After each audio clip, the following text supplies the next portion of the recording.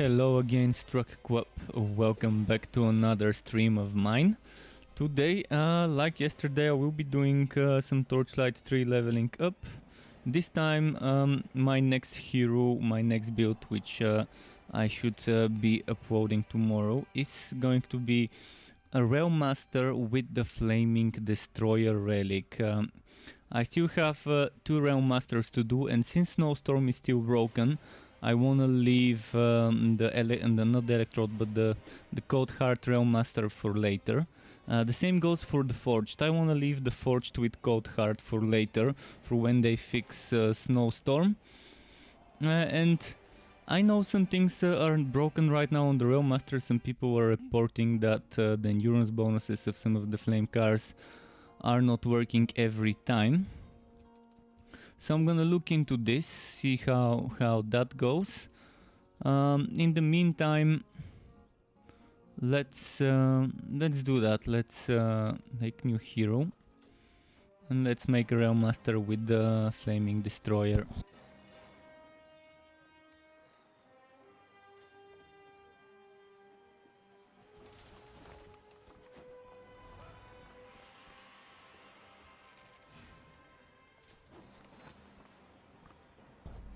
Right, I muted myself to get a little bit of tea.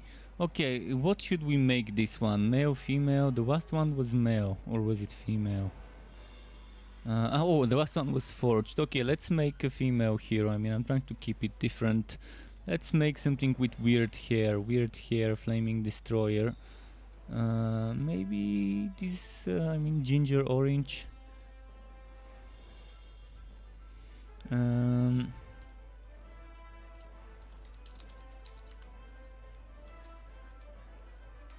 A conductor of flames, there is not enough room for conductor of flames, so let's call it flame train.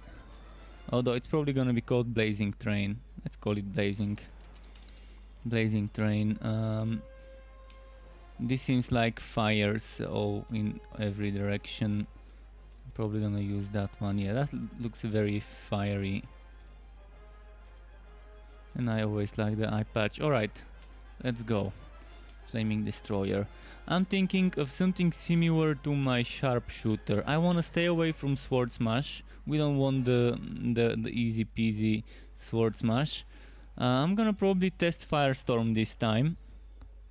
See how often it procs Firestorm together with Stalactites probably. And maybe Cloak of Flames. I could still put points into Blazing Pure, but maybe not max it out. We'll see how it goes. And yeah, let's go. I'm just thinking, I was just thinking what things to include, but I can think while playing and while leveling up and while I'm in my fort about those things. I'm wondering if I should make it a basic attack setup, like if I should use basic attacks or not. That's what I was wondering. Alright, let's just select as normally some random.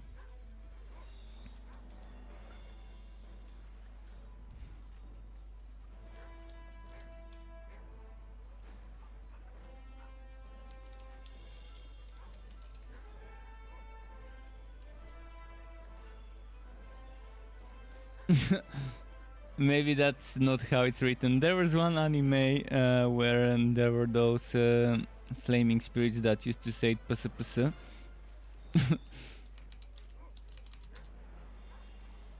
Maybe like this. Alright, I'm gonna start probably on practice and then move on to ridiculous eventually, like yesterday.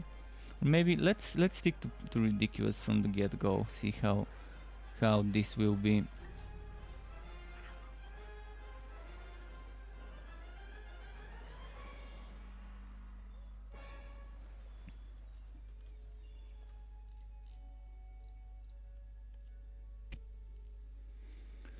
Okay. Oh, and someone tipped me while I was offline. While I was offline, I got a tip from Jacob Jacob, thank you very much if you're watching. Vesuvius, I think is his nickname. Thank you very much for the lead tip of 1337. Very, very lead tip. This was 3 hours ago. I was still editing, and very appreciate that. Right in the feels if you end up watching this, Jacob.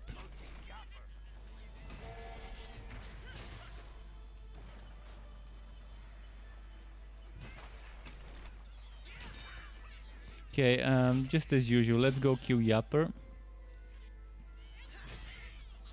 Then get that cheater NPC to boost me to 46 and do some endgame. Probably should have started Yapper on practice instead of ridiculous. He's just gonna take unnecessarily long on ridiculous.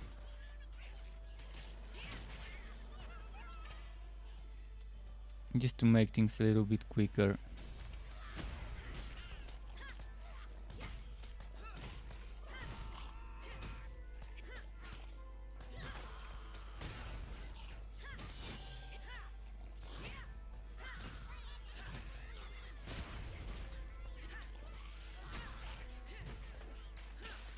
Come on, Yapper. Yeah, I should have started this on practice and then switch to ridiculous after the power boost.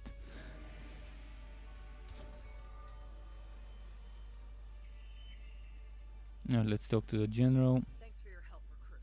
We couldn't have defeated Yapper without you.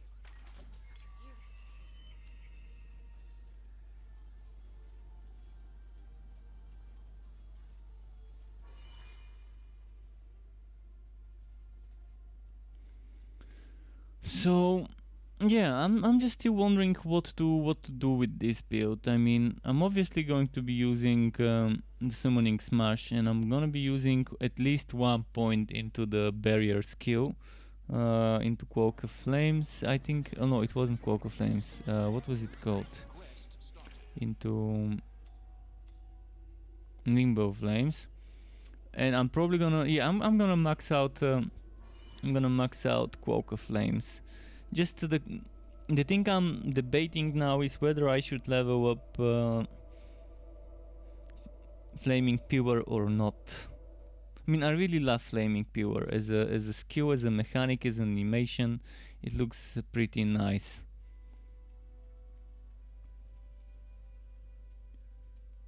And I think I've got enough Railmaster items in my other heroes, so I can grab those and use them.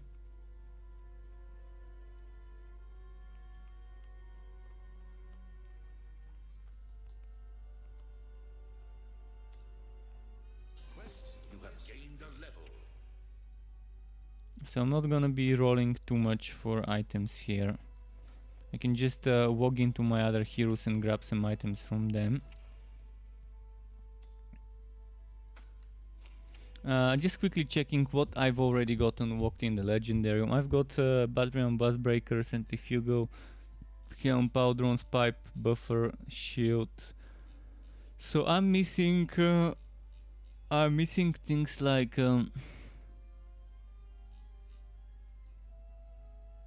should I go for Tenderizer? Should I go for a train build? That's the one question. I mean, the obvious choice would be going for a flame build with the train. But what if I go for a flame build with a slammer setup? Like, this can also burn, so it's an interesting synergy.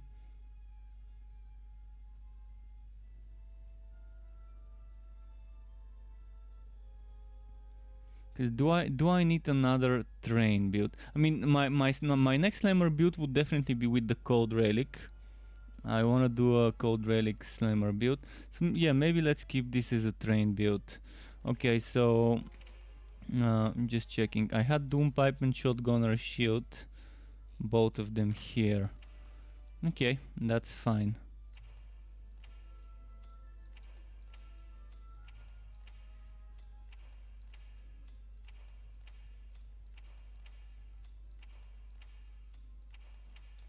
trying to get some legendaries randomly.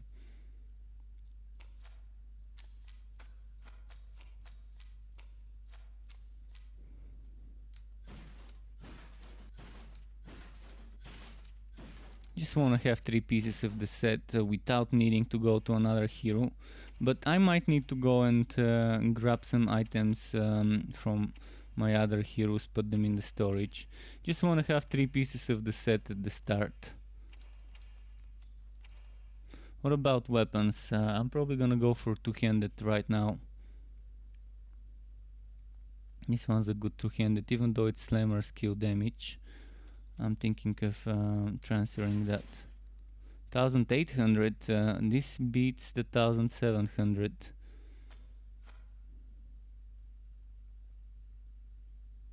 Too many arc-powered legs. Electric critical chance. Burn duration.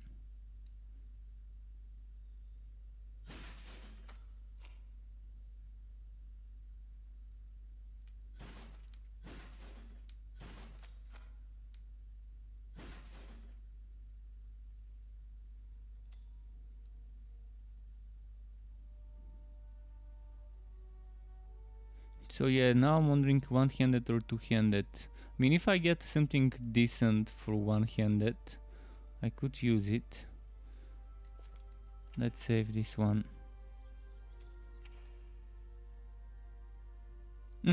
This thing, perfect.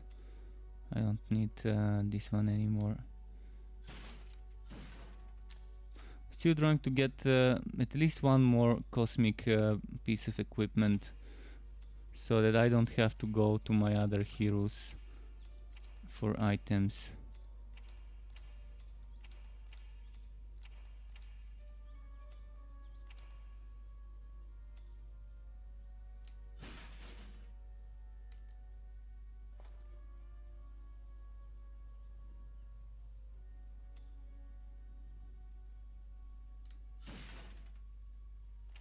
But I'm not gonna be doing sword smash. That's the one thing I don't want to use.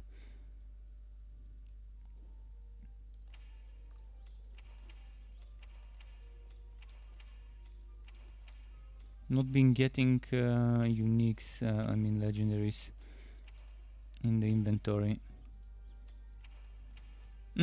Helmet, important thing of the build. So helmet, gauntlets, and what else could I get? I mean, I'm gonna need boots or shoulders, because I want blue legs.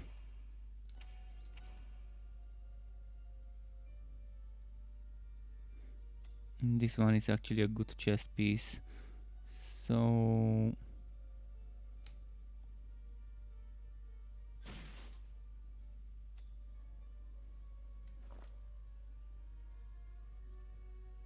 chance to swallow shield. Okay, we've got a winner there.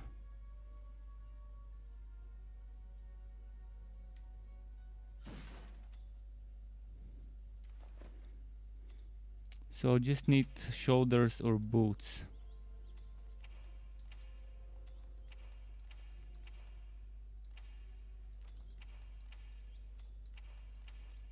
See, it's not giving me a lot of legendaries this time in this inventory. So far I've only seen 3 or 4 in this inventory. Yesterday it was pretty quick. Yesterday I needed less than 10 rows and I had the things I needed on the forged.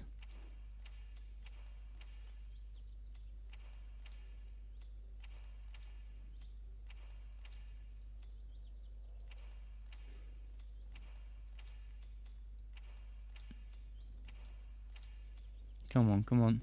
And Victor Salvatore says, please tell me what needs to be done to get such an NPC. This NPC is only in the test server. I can give you the link to find out how to go into the test server, but basically you need to right click on Torchlight 3 in the Steam library. Then you need to click on betas. And after that you need to click on the field where you type text and you type secret alpaca level. Once you type the secret code, secret alpaca level in your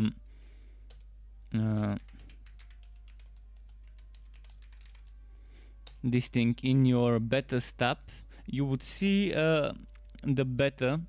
It's not really a beta, it's just an access to get the test server on your list of betas. There's a drop down from there. See, this article says only for the US, but it's no longer like that. Everyone can access it. You don't have to be in the US to access it. Everyone from every country can access this NPC. So yeah, you can see the link for description of how to activate the public test server.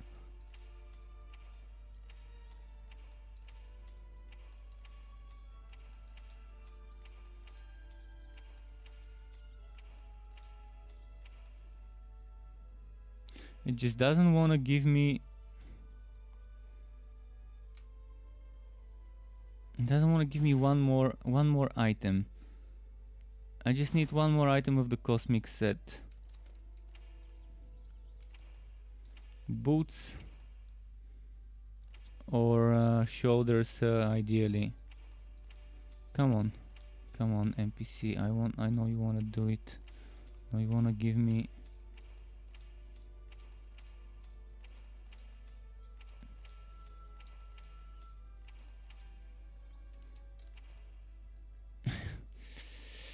Not the one I need.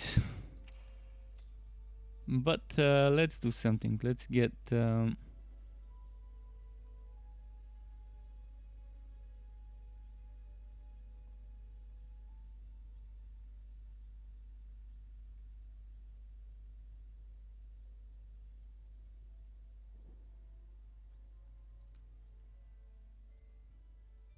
Let's delete this and this, and let's put this here. Come on, I know you want to give me this. Well, I'm gonna just give up. Enough rolling from this NPC. I gave up. I'm gonna get the items from my other heroes. I'm pretty sure I've got them somewhere out there.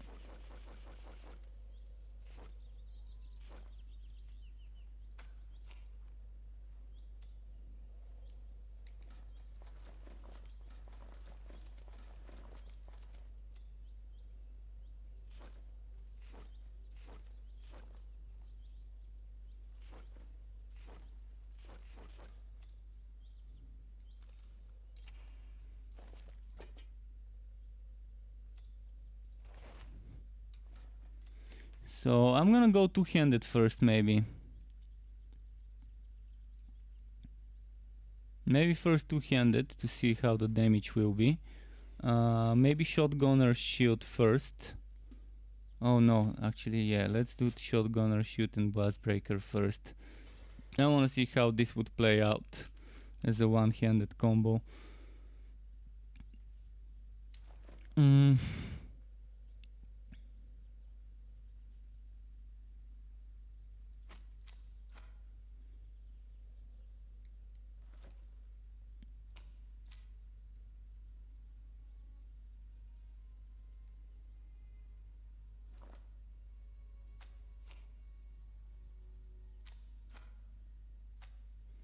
Let's give him this. Let's wear this and this. And this shield is not better than what I'm wearing. Okay, for now I think I'm ready. I just need some boots and I can get those from the storage. And then we can go kill stuff.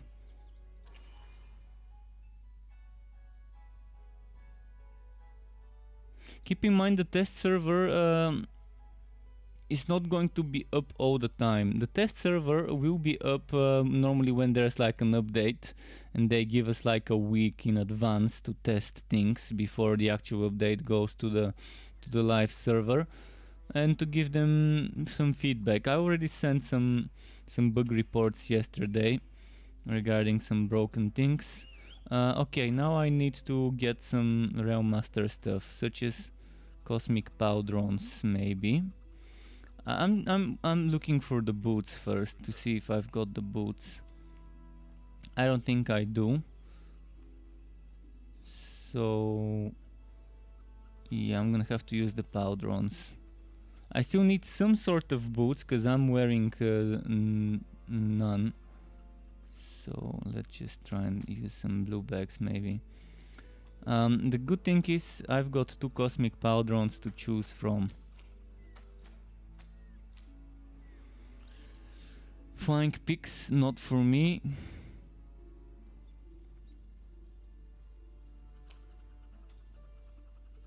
If I find the cosmic boots... Oh, actually I've got boots here. Not bad. Still better than nothing.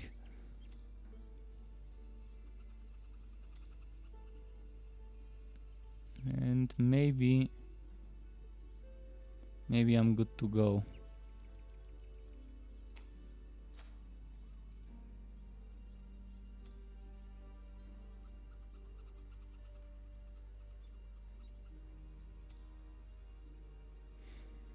Evasion.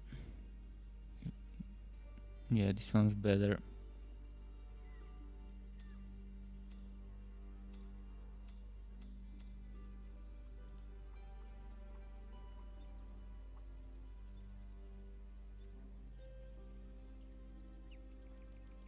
Okay.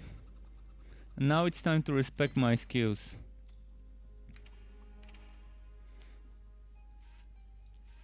I definitely want flamethrower car.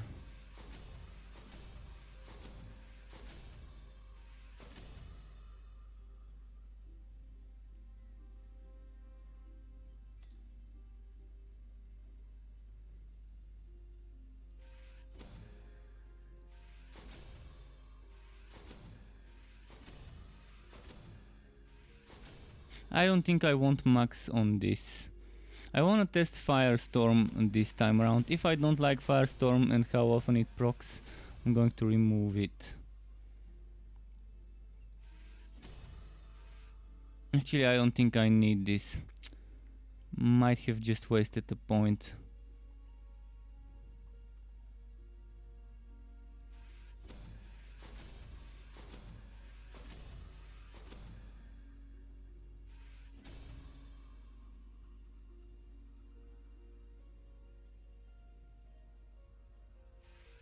I wanna check Fire Nova sets targets burning.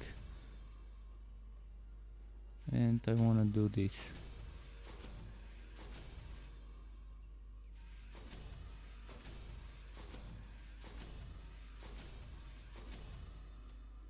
And here we want the...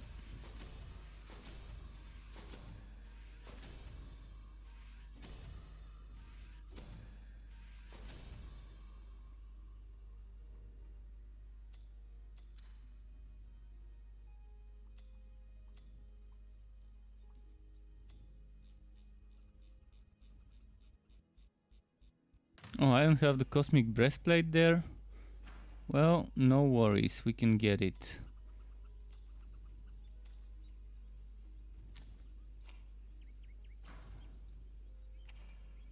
This one is pretty nice though, chance to burn. But I don't have another one to sacrifice.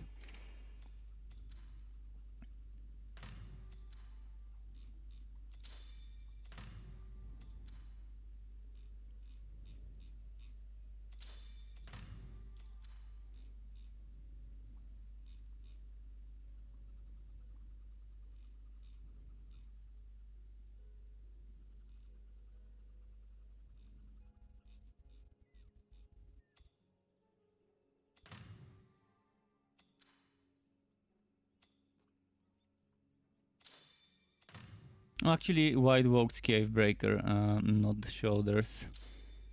This is what I need. So...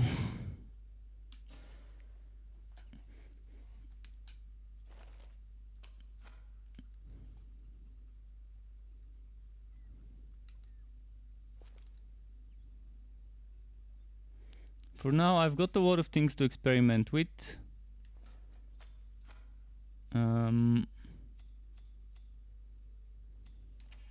Let me quickly try and do something.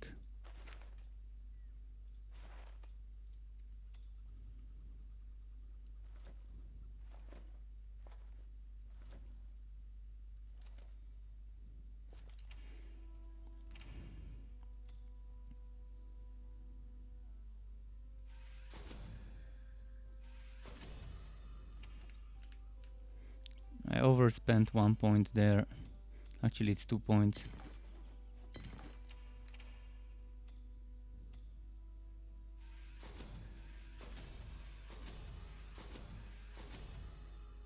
So the next 2 levels are going into hammer spin.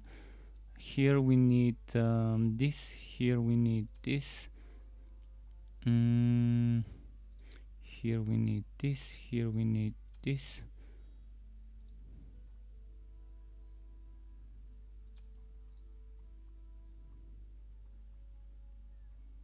Oh, I forgot shotgun car. Well, oh, I forgot build train as well. Okay.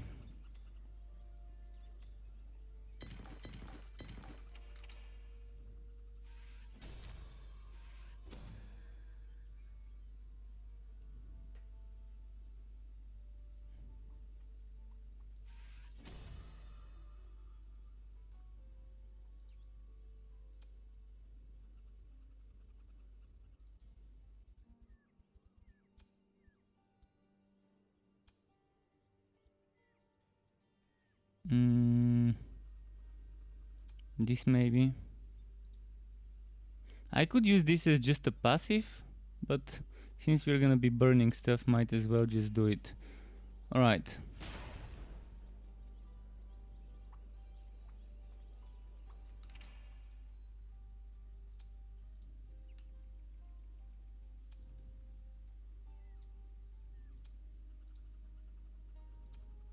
Maybe like this.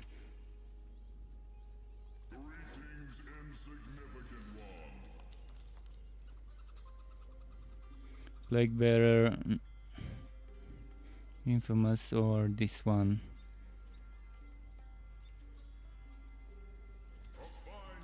Let's do this.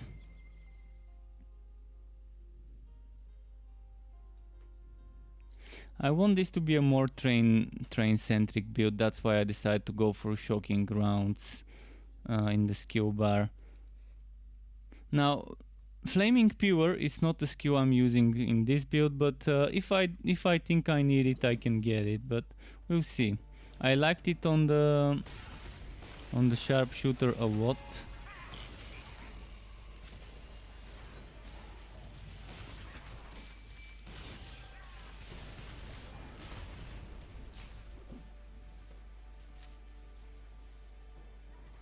This extreme close up, not really fun, but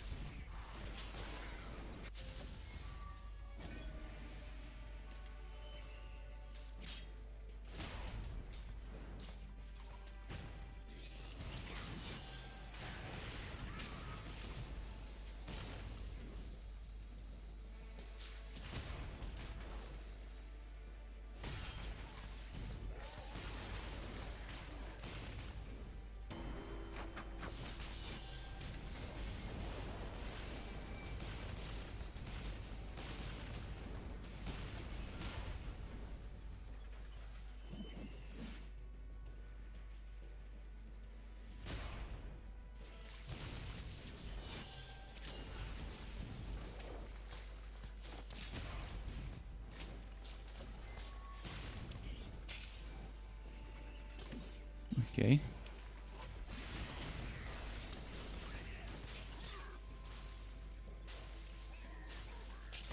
Do this and this and this and this. And forgot the R. I'm gonna try and make it a more of a proccing build, build about proccing stuff. Just like the build from yesterday with the Shocknado Vortex 2.0. Forged, I'm trying to make something similar here, but instead of spin to win forged, to be using the train and proc stuff that way. Proccing stalactites, proccing the falling swords, proccing the firestorms and all of that.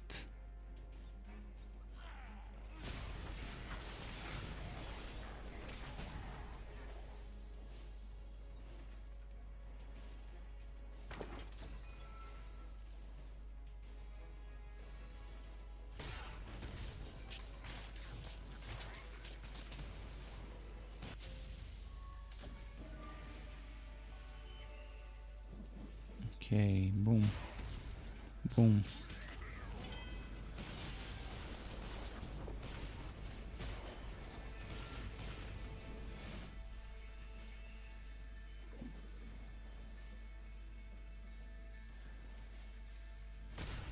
And hello the Zhang, or Zizang. I'm not sure how to pronounce it, but let's say it's Zhang or Zhang. Welcome to my channel. Enjoy your stay here.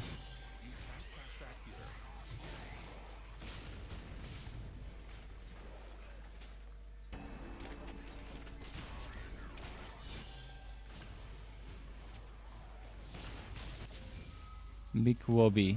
We killed the big Wobby. Let's kill his minions.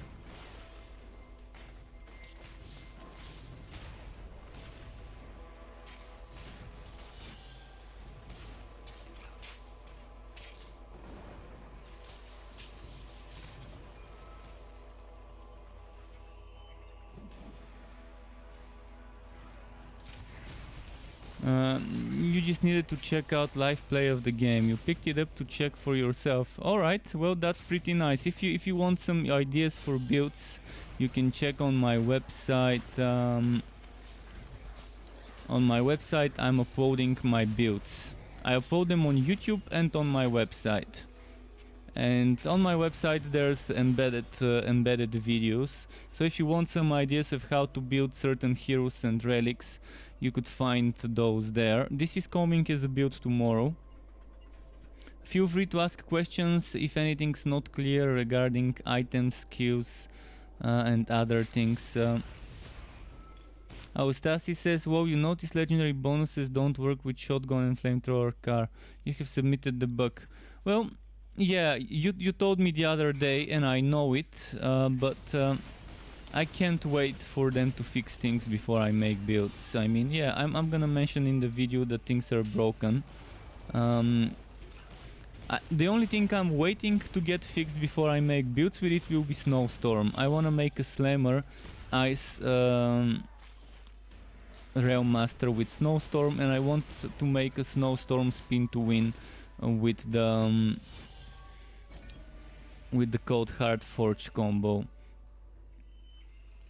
There aren't enough spiders, maybe. Let's see if I can find spiders to get that quest completed. Maybe they could be here. There we go, one here. I think I picked the wrong map. After so much tweaking to those maps, to those quests, and yet we still have maps that cannot be completed.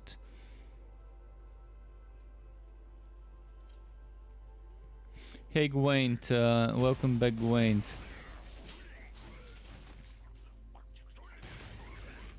You started on the deep end, ridiculous hardcore. Oh, yeah, that's definitely as deep as it gets. Ridiculous hardcore.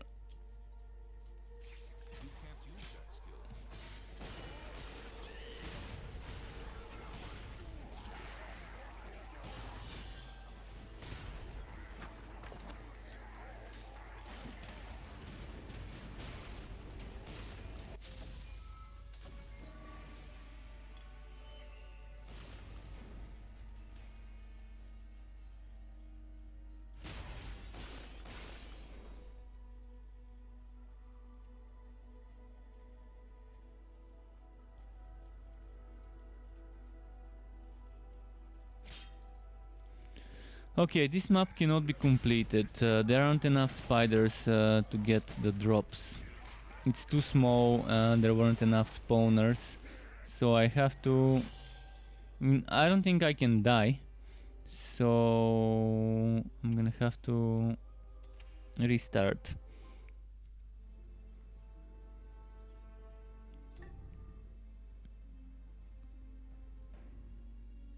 I'm gonna have to pick a different map because this one is buggy. They keep trying to fix those, and yet there's still some maps that cannot be completed due to not enough enemies or not enough quest drops and things like that.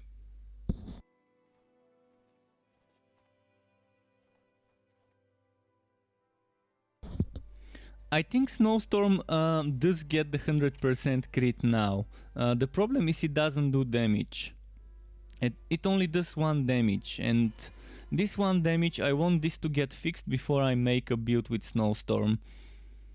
But I think the crit chance 100% is already working, or maybe it isn't working 100%. Right now even sharpshooter doesn't get 100% crit or 90% crit. Even the sharpshooter cannot seem to get the crit chance over that cap of 40 with Shadow Step.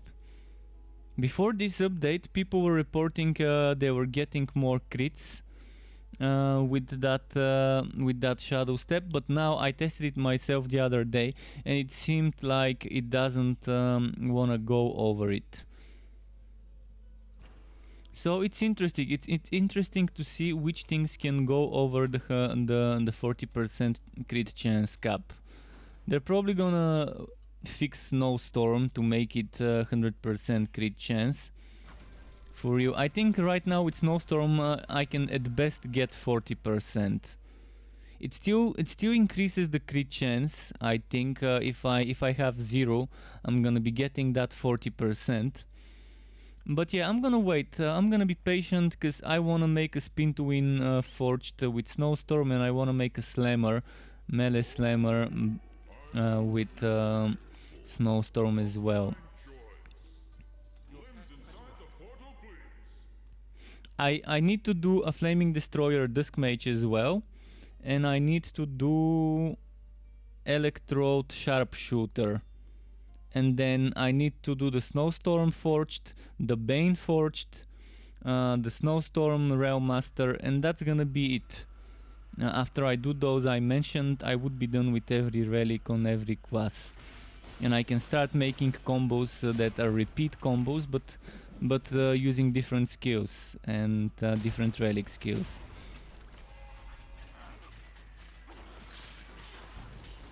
I am getting Baldur's Gate 3 at the end of this month when it launches on early access on Steam, but it will be only 25 hours of story, only Act 1. Which is still gonna be bigger than, much bigger than Act 1 of Divinity Original Sin. And eventually they will be adding more content, more classes to play, more skills to use, more items, more enemies, and chapters of the story. So Baldur's Gate 3 would be something that when I get bored of all the hacking and slashing and I need something more tactical, I would be playing that. And maybe even make some builds for it, who knows. Baldur's Gate 3 is a little bit difficult. It requires a little bit more brain power than I have to make builds, but I will do my best to try and figure out some stuff. Maybe we can figure them out together as I'm playing it at the end of this month and next month. But I am definitely genuinely excited about the game. They've announced the price of Baldur's Gate 3. It will be the same price, early access and launch, which would be $60. $60, regardless whether you get it now or later, for Baldur's Gate 3. You can't get it now. You can get it on the 30th this month. If you can't pre-order, so you just have to wait until early access on the 30th. But they announced that, I think, yesterday. And there will be a Twitch integration. There will be a Twitch integration where you, my viewers, would be able to make decisions for me in Baldur's Gate. So for example, you encounter an NPC that gives you a choice. Do you want to attack it? Do you want to try and persuade him by rolling for dexterity or rolling for constitution and some other things like that? So you would be able to do those choices and throw me. And this is something that I'm really looking forward to. A game that has some interesting Twitch integration. Because the last one I played with such Twitch integration was Borderlands 3. And it had very underwhelming Twitch integration back when I played it with with the chests and stuff, but it was still fun. Underwhelming, but still fun. So I'm waiting to see how they would do it with Baldur's Gate 3 this time around. But this build so far seems fine on Ridiculous, but I mean it's a train build with flaming with the flamethrower car and shotgun car, so even if it's not a Bane train setup, it's still bound to be strong because those two skills are pretty strong.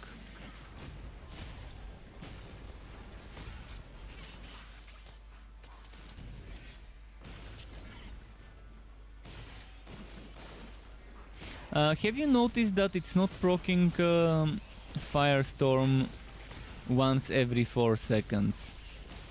Or maybe it is... Because I'm seeing Snowstorm happening, not Snowstorm but Firestorm. I'm seeing this thing proccing more than once every 4 seconds. So maybe this cooldown 4 seconds is not real. Because I'm seeing fireballs coming from the sky. And if it's not Firestorm, what else could be causing them?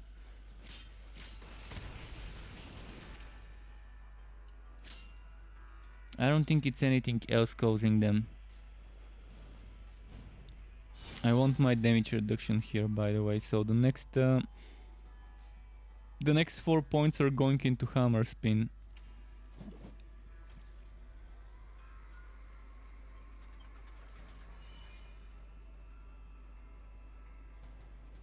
You can't cast that spell here. But yeah, I'm noticing that I'm seeing sometimes it takes no more than 1.5 seconds before I see the next firestorm.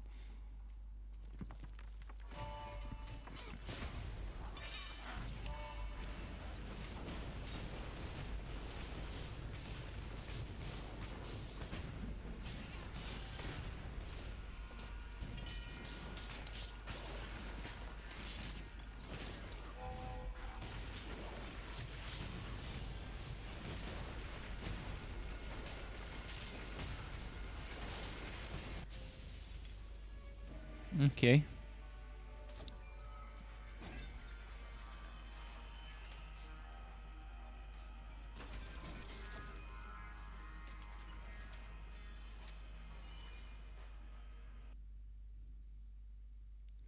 Mortar seems yeah, Mortar is fine. I like Flamethrower car more than Mortar. I've always liked Flamethrower car more than Mortar. But Mortar is not bad at all, especially while you're leveling up and you can't get Flamethrower car because you need like level 20 for this one. Mortar is a pretty decent choice. Shield car is amazing for survivability. You can max out your damage reduction with just using a basic attack or any other slammer skill, any other melee skill, and shield car would give you the cap of 90% damage reduction. For example, you get 60% damage reduction just with shield car. You can also get 90% damage reduction by using hammer spin tier 3. Because the tier 3 gives you 50% for 6 seconds and the fighting spirit gives you another 50% or 70. In my case it's 70 because I've already got the blasting charge tier 2, but if you get it to tier 3 you don't even need a blasting charge tier 2 to get that. And if you have enough charges on hammer spin, you can just keep that damage reduction up there just from hammer spin. I mean, Railmaster has a lot of sources of damage reduction, which is pretty fun. You've got options how to get it.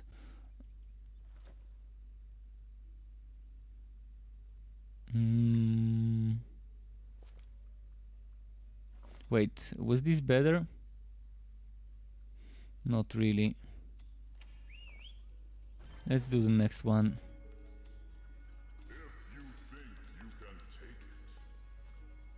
Mega packs. Let's do mega packs. You're level 6. Okay, at your level, yeah, Mortar is okay. You can probably put 1 point shield car. At level 6, 1 point shield car is probably a good choice. But hammer spin 1 point is also a pretty decent choice, because you're gonna need that mobility. Early on, shield car, mortar car, and what else would be good?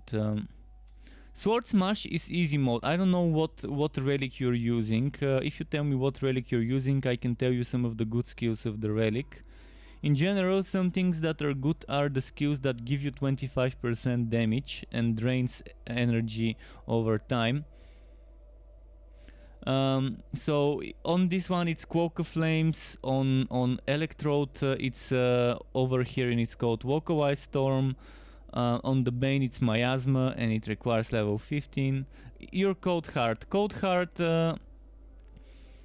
For Cold Heart, Frost Blast is pretty fun even as a 1-point skill. It's not bad to get at least 1 point into Frost Blast because you need to be spending your energy. You can later unspec, remove Frost Blast and gain something else like Snowstorm or another skill when you have it, but you want something to spend energy, because if you spend energy, eventually you would be able to, at level 20, use the big energy skill that requires a total of 200 spent. But I think it's worth it to put 1 point into Frost Blast, just as a fewer extra DPS, so that you're at least using that energy bar. I mean, there's many ways to do it, but in general there are certain skills that would stand out while leveling up.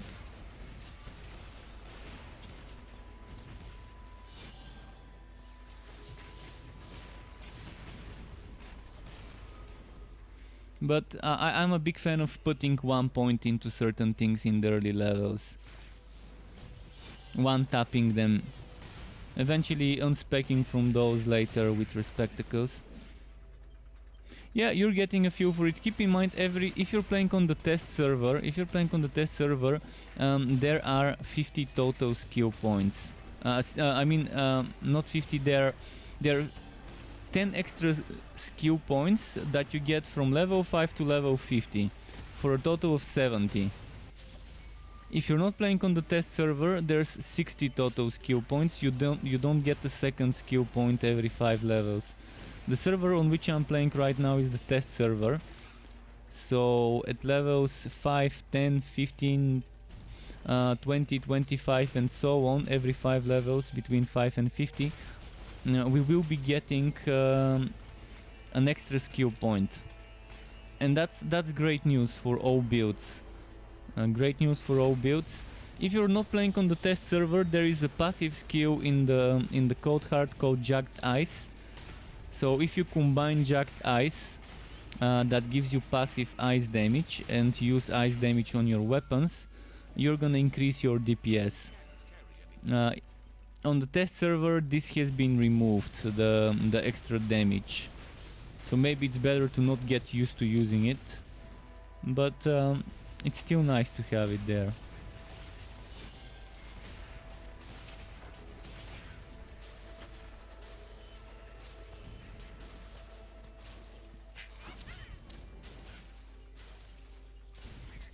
But yeah, there's a lot of things to consider. But since you're playing hardcore, I think Shield Car is a very good 1 point choice early in the levels. I personally don't play hardcore because I just can't stand losing too much of my time spent. but I do know what things are suggested.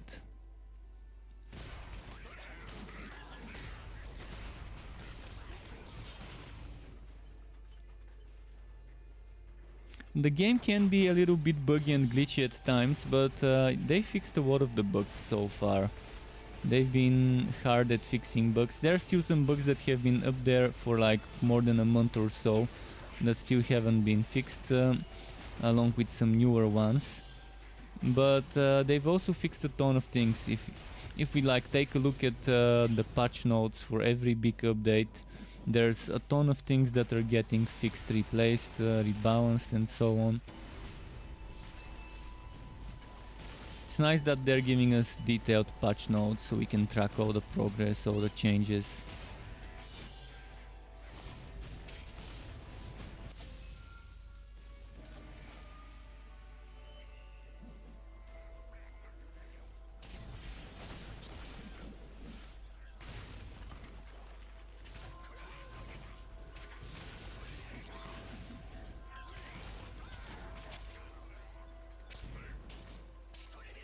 So since this is broken, I'm gonna replace it. I'm gonna replace it for arc powered shoulders since it's broken. I mean, I don't need it when it's broken. Might as well get more procs out of dark powered shoulders.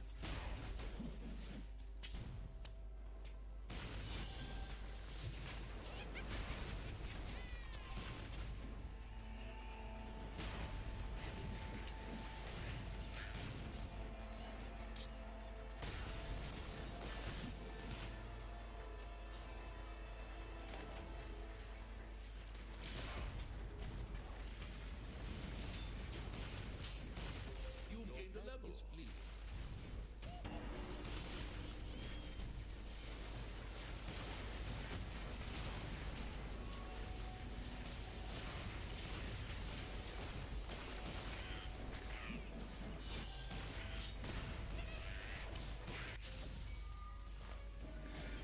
Okay, moving on with the levels pretty decently.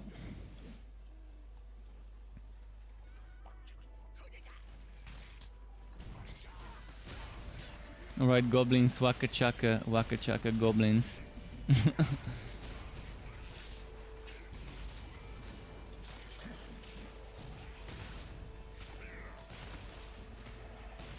Refreshing and new after 8 years of Diablo. I'm assuming you're referring to Diablo 3 maybe?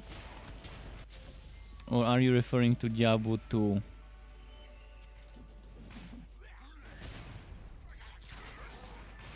But it definitely could be refreshing if you've played Diablo for 8 years, Diablo 3 or Diablo 2, any Diablo. It's different. If one thinks for sure this game is different from Diablo 3, from Path of Exile, from Grim Dawn, from all the big games in the genre. It's different, and if you're looking for different and fresh stuff, this definitely can provide it.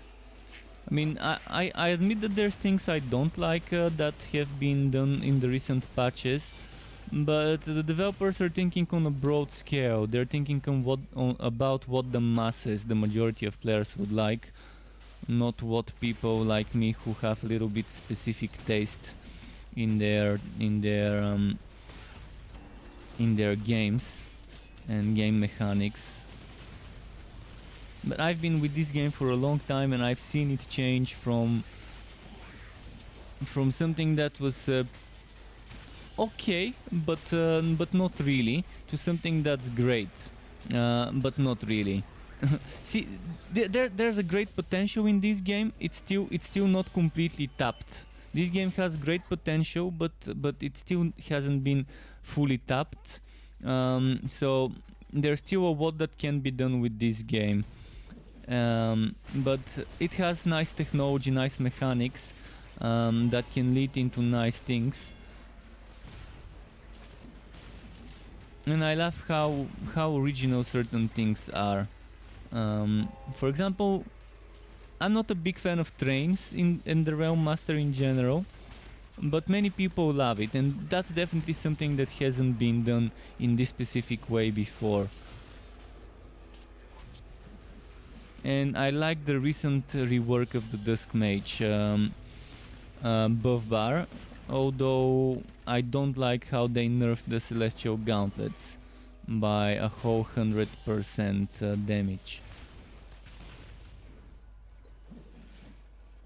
But at least they buffed the Dusk Mage skills, so that maybe makes up a bit for the worst damage from the Celestial Gauntlets. They were trying to make the Dusk Mage feel strong without you synergizing the build properly, even without having the Celestial Gauntlets properly synergized and stuff like that.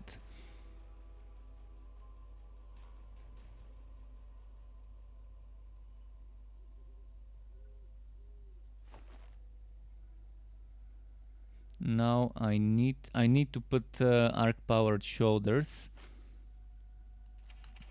and now I can remove the arc powered shoulders and put blast breaker or maybe centrifugal demolisher. We'll see. Let's keep blast breaker for now. I need to go spend my gold coins on the gambler NPC soon. But yeah, back when I started in the alpha, the game was fun. It was okay, but it wasn't anything special in the early alpha days. But it kept getting better. They kept adding new skills. Then they added the Railmaster as a new class. Then they added the Sharpshooter as a new class with the closed beta.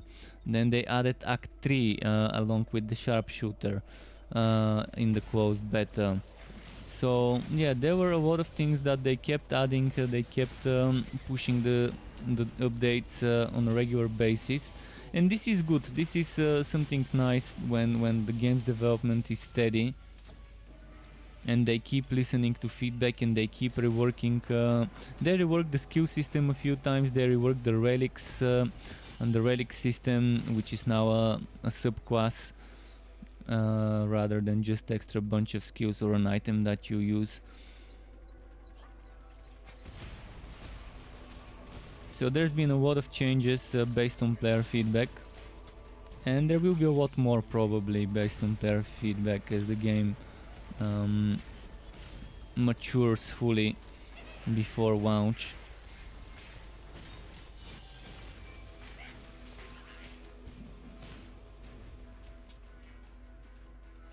Let's group up some more.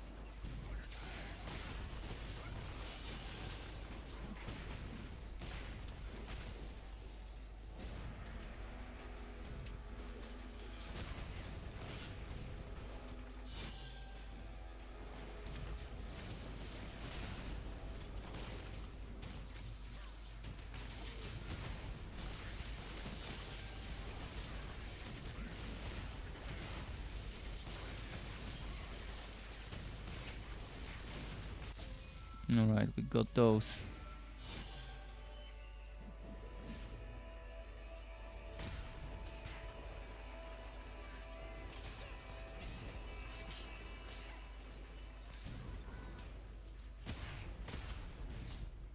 Oh, a unique here.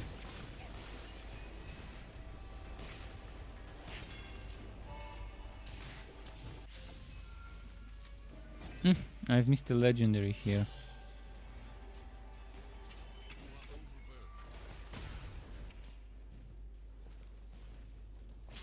Oh, my pet is away. Okay. I've been picking up stuff by accident.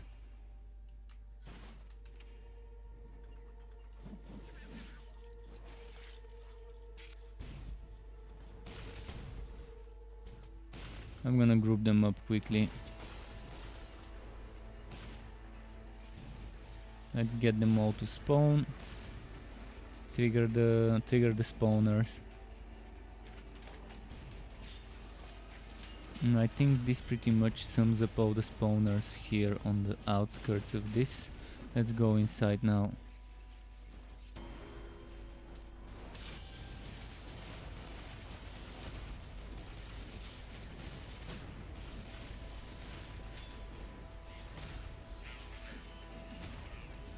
But yeah, Firestorm is definitely proccing more than once every 4 seconds. So this 4 seconds cooldown is probably a bug visually, and it's saying visually that it has 4 seconds cooldown, but I think the cooldown has been removed already. And that's what it seems to me.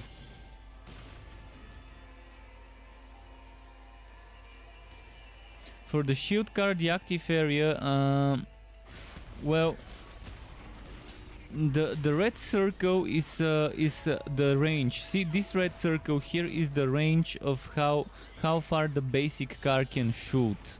So this is the range of the basic car, and maybe the other cars as well. So this is the active range. The shield car has its own, maybe it's blue, maybe a little purple. I mean, I would call it more of a purple, but yeah, purple slash blue, kind of something like that. It's the bubble. It's the bubble. You can see the buffs on your bar. So when you're next to the shield, you would be getting the buff on your buff bar.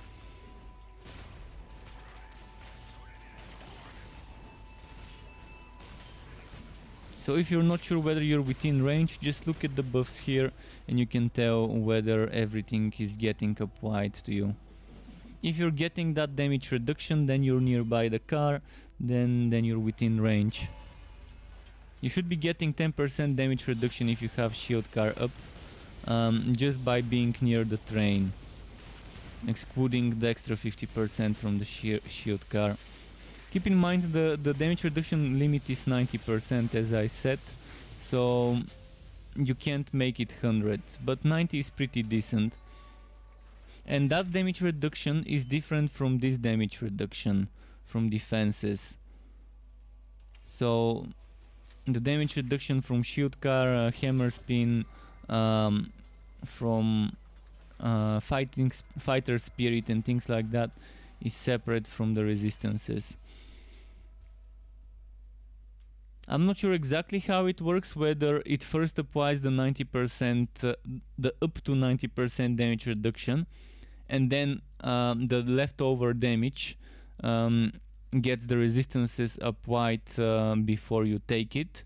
Maybe that's how it works. So let's say they would hit me for 1000 and I've got 50% damage reduction, and they hit me for 500, but then I've got like 25% resistance, which probably reduces the 500 by 25% of 500. Maybe that's how it would work, which would be what, 375, I think, that I could take if I have 25 resistance to the damage and 50% damage reduction from like fighter spirit or something like that. I'm really not exactly sure how it works, but that's how I think it works. Just guessing there though.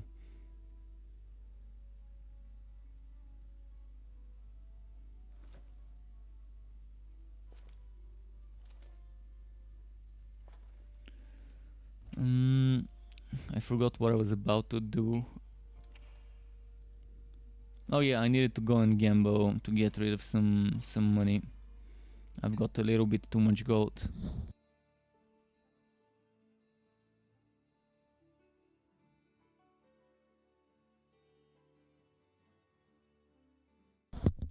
So now with that gold I've got, I'm gonna just try and maybe get an item that I'm missing. What items am I missing for this hero?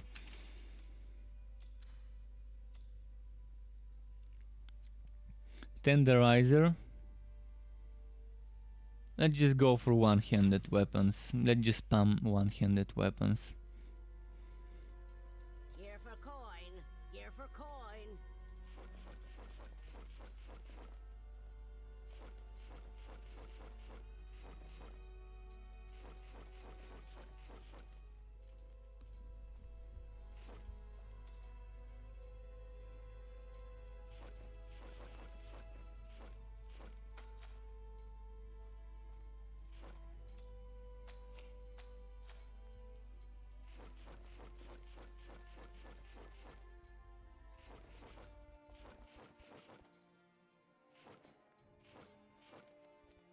Just like that, spamming, spamming, spamming.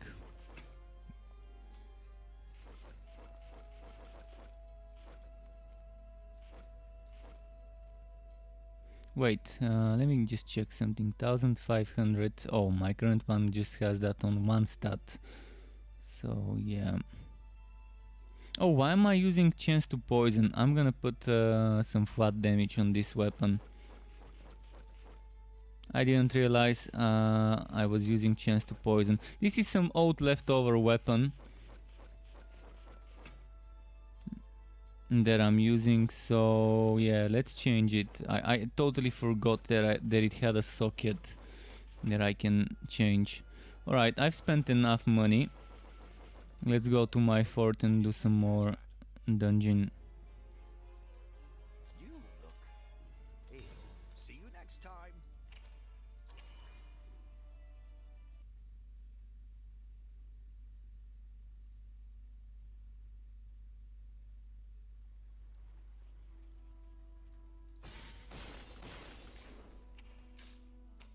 The enchanter doesn't... the enchanter won't let you... Actually, it will let you use it, but you don't get enchanting sockets and enchanting recipes until you start doing level 47 or higher monsters.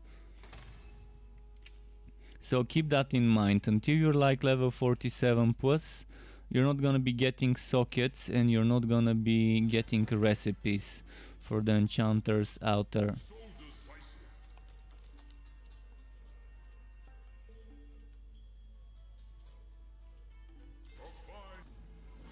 Alright, strong tusk.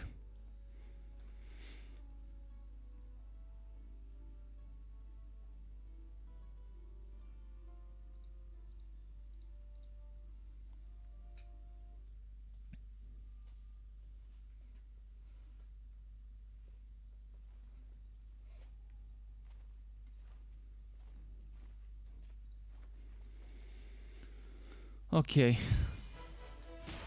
Oops, wrong button.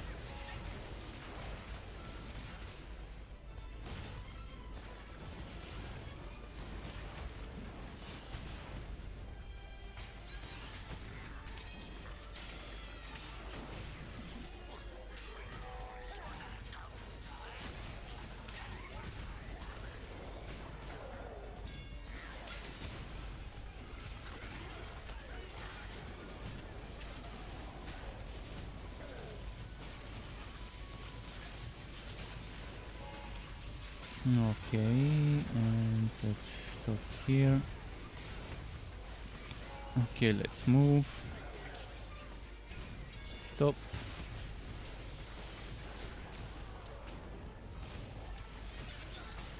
And move. And stop. It's nice how we can tell the train to move or stop. Andres Lexel says, have they changed the number of skills you can have now on the bar, or is it a relic and so on? Oh yeah, it's total 9 total slots. They've added 2 extra slots and they've moved the E, the relic activation, down there. So you've got 9 total slots on the skill bar. You can put anything. It doesn't have to be relic skill. It could be a basic attack. It could be regular skills from one tree or for the other. So yeah, a total of 9. It's more than enough. If you ask me, anything more than that would be us playing the piano. So this is kind of a very optimal limit of how many skills we can have. It's not too little for the people who wanted more skill bar slots. Here we go, you've got those. And it's not asking us to play the piano when playing builds. So yeah, it's pretty good balance. Good decision, good decision. And they've moved this activation here, there. But you don't have to use it for just the relic. So the slot that used to be for the relic doesn't have to be the relic anymore. If you've noticed, I'm using my thumb mouse button ER instead of 5, 6, 7. Just because that's how I figure out it's best for me. But yeah, you can rebind them to anything you like. I'm so happy that they allow me to bind mouse thumb buttons, because some games don't allow you. Some games, weirdly enough, don't allow me to bind the thumb buttons as a hotkey.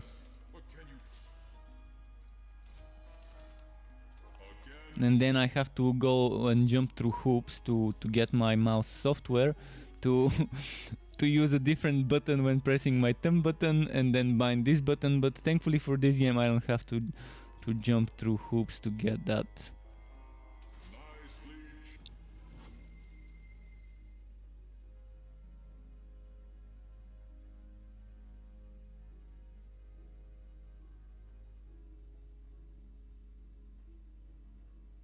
Repeater gun.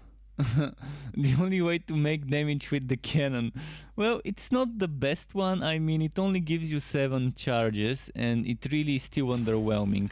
Rapid fire, even with the repeater gun, looks a little bit underwhelming to me, especially when you start doing phasers past level 60, like level 60 and buffs. But yeah, the extra repeater is definitely nice. For a ranged forged. The most underwhelming cannon on a forged is the Mega Blaster. The Mega Blaster is like the Mega Tickle.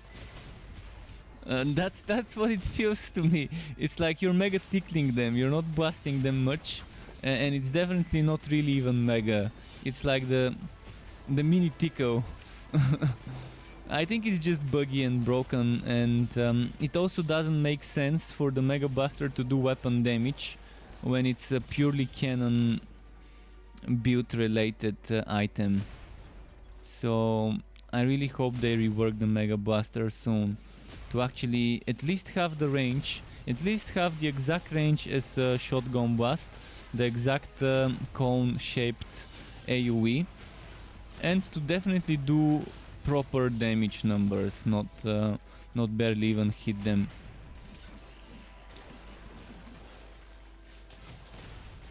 But on a forged build you can just use the relics. On a ranged forged build you can just use the relics for damage and rely on those.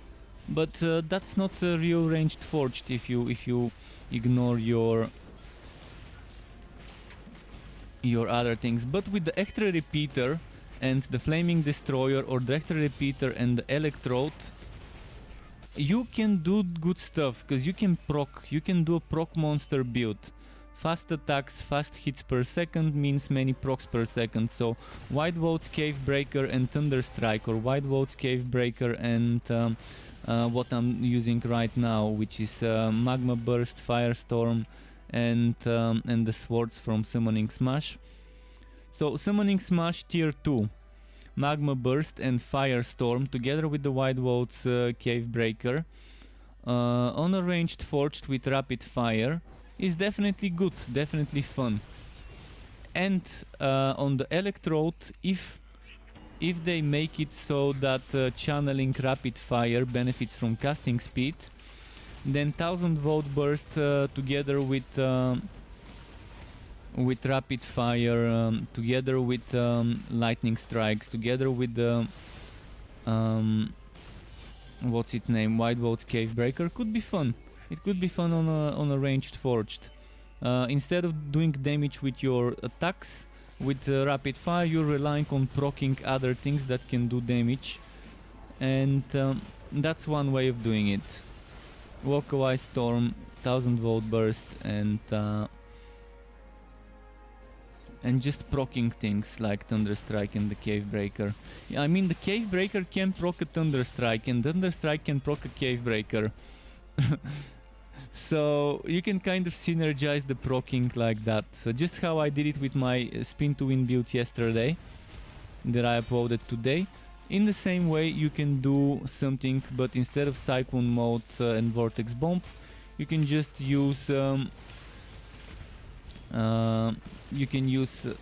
what's its name, the extra repeater together with rapid fire, and to vent you can either use Cold Launch or you can use Fracking Strike. So it's not gonna be a bad build on a ranged forged.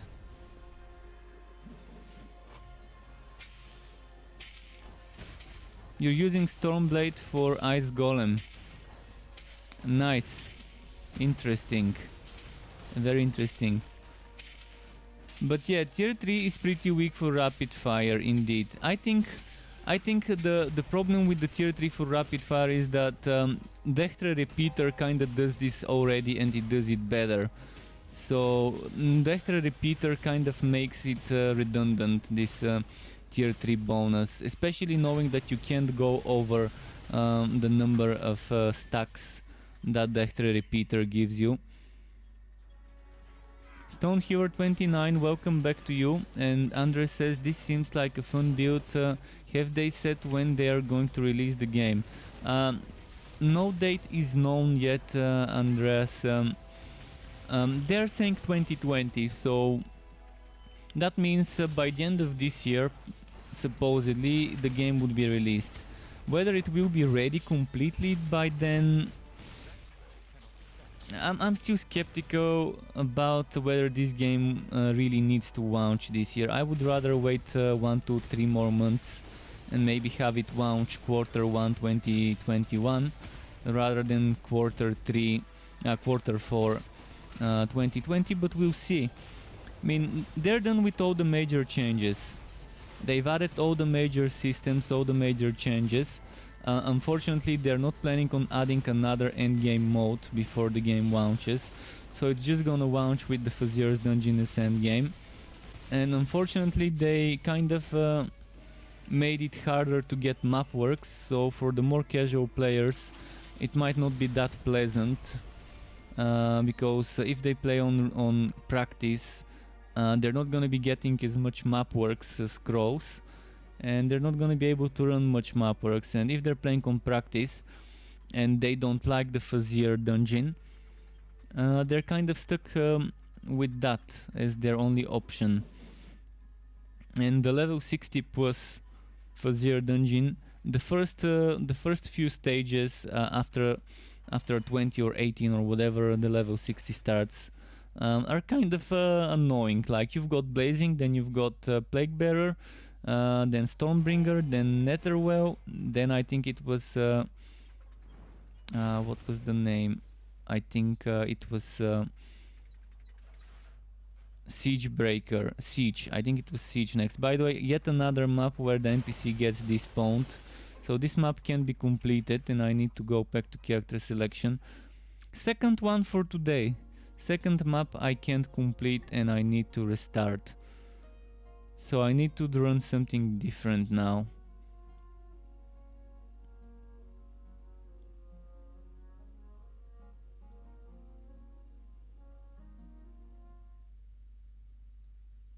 But Gwent, what is the synergy about Stormblade and Ice Golem? Does the Ice Golem trigger Stormblades with its own basic attacks? Is that what you're telling me?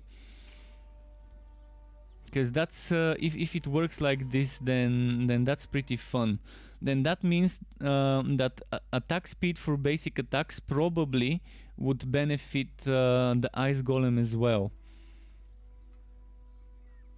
Oh, it triggers with the aura. So the Golem aura counts as basic attacks. That's pretty fun. Exactly, it's way too slow. That's why I was wondering why the Golem. But okay. Okay. Interesting things. By the way, is this helmet better than mine? More defense. Oh, 1 level to hammer spin. Okay. That saves me some skill points. Now I just need 1 more skill point. So I need to remember not to do the same map. Which map was I doing though? It was, I think it was doing Humble Escalation. So let's do, well, Stormbringer Poison Harvest Wookie or Stormbringer Poison Harvest Wookie. Not big choice, is it? If the other map is broken.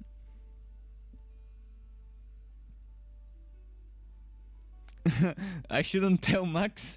It's not Max that we shouldn't tell, but I think they probably meant it. The person who balances things like that, I'm not sure who it is, but I'm pretty sure when it comes to relics and relic skills, it's probably Anthony who is in charge of that. But Sean also pays attention to a lot of the things that need rebalancing from what I've heard.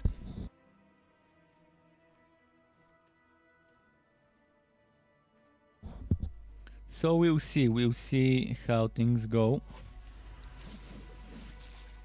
I mean, I want Snowstorm fixed, that's what I want. I want Snowstorm to be doing damage, and I want this 100% crit chance to really be 100%. Because right now it seems to be probably capping at 40% even with Snowstorm. Unless I'm blind and it doesn't.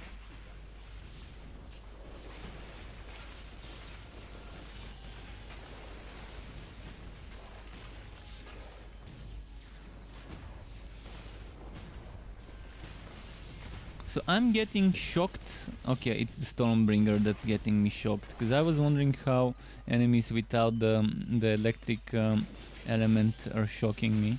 Just realized it was a Stormbringer. Yeah, just a moment. It's getting a little bit cold here, so I'm gonna quickly go and close my window. And just give me a moment. I'm gonna put the hoodie as well. Just need like 20 seconds or so.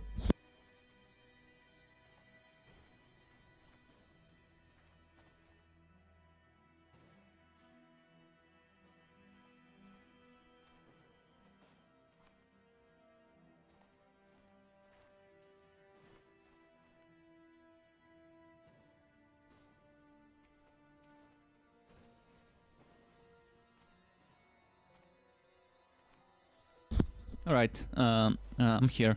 Just had to close the window and put on a hoodie. Summer's gonna be gone soon. It's already starting to get very cold in the evenings sometimes. So not very cold, a little bit cold, let's say, in the evening.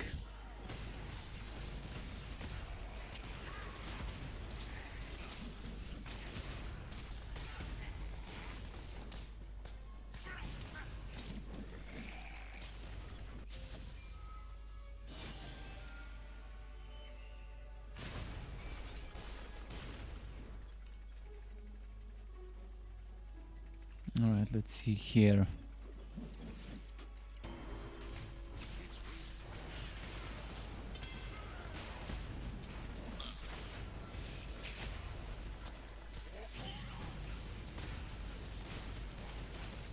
But yeah, I think what the Forged Barrage skill tree needs, it needs an overhaul. The same way the Dusk Mage got a rework, not rework but a buff of all the skills damages. I think they need to look at every forged skill and either rework it slightly. For example, I really would like to see Poison Dart summon automatons. Those poison automatons that you're seeing, but to fight for the forged and to be poison automatons.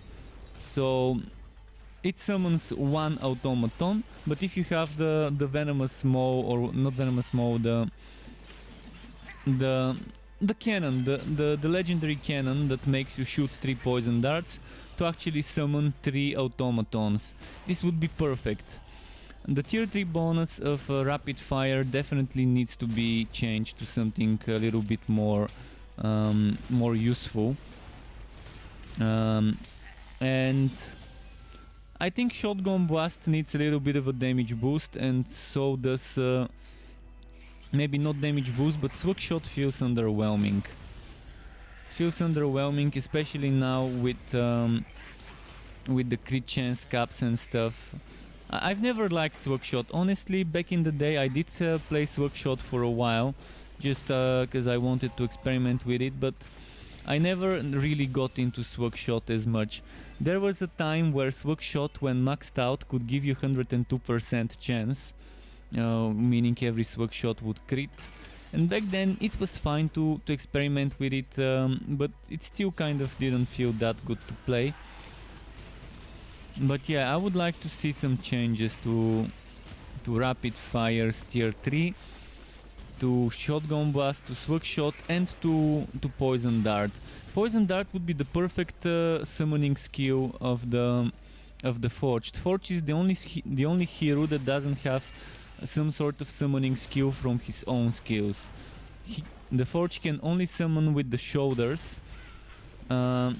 which is the Wood Beast shoulder and the Mountain King shoulder, and with relics.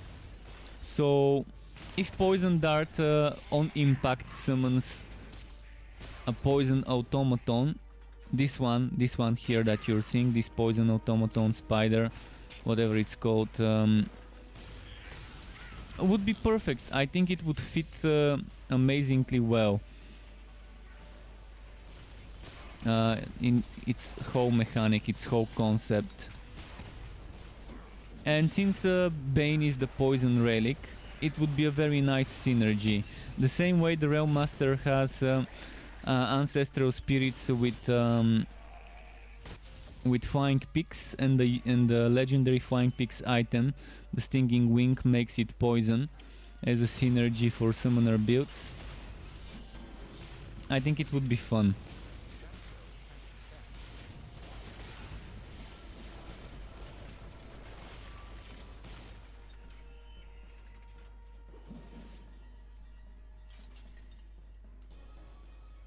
And Furnace Blast is very underwhelming. I used to love the old Furnace Blast. The old Furnace Blast used to work similar to how the basic flamethrower carries. It used to have kind of this range, this long range like a flamethrower, and it used to be something that you're charging for a few seconds to vent the heat. The way they made Furnace Blast right now, it's super underwhelming, and I definitely don't like using it, so that's probably another skill that might need to be looked into. But in general, Ranged Forged is very underwhelming and very unappealing to play. Even as mechanics, even if it was overpowered, even if they make it stronger just by giving it more damage, it's still gonna feel boring because of the way some of the skills work, the way their mechanics are. And it's sad because it's fun. It's a fun class, it just needs a little bit more tweaking. And there's definitely time before the end of the year to rework this. The same way they reworked the Dusk Mage in the last few weeks.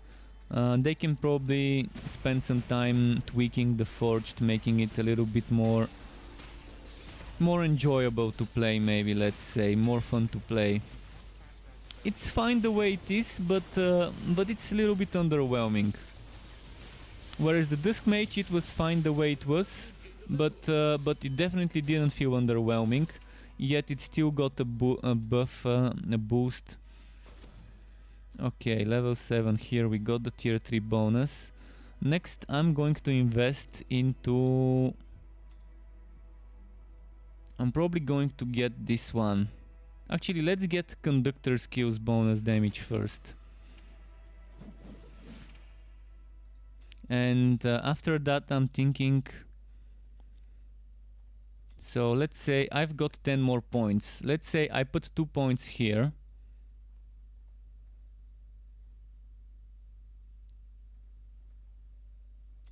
And I have 8 left. Do I want to go Energizer?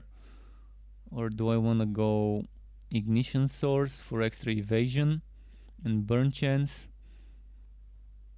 Let's say I put 4 points here, and that leaves me with another 4 points, and those other 4 points I can put into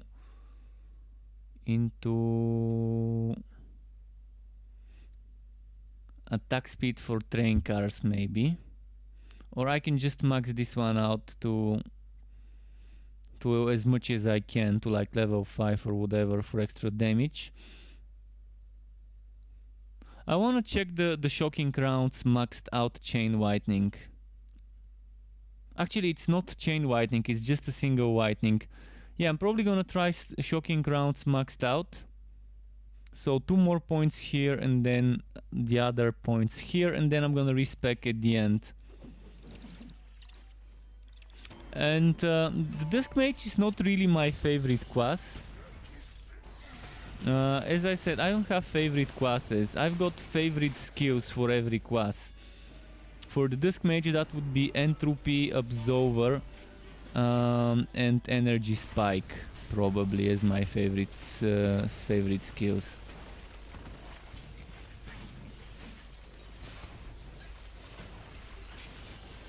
But yeah, I definitely don't have favorite classes.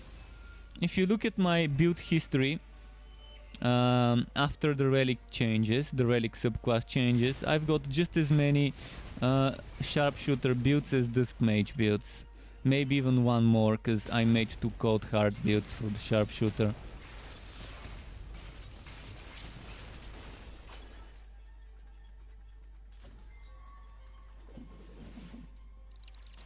And the main reason I was avoiding forged builds is because there were a lot of things broken with certain things, and the same was for some of the train stuff. A lot of the things, even right now, there's broken things, like I don't get the bonus from Shotgunner's Shield, and I don't get bonuses from Doompipe. This is why I removed the Doompipe from my Legendarium and put the Blast Breaker for now. Because it's pointless if I keep Doompipe there when it's not giving me the bonus.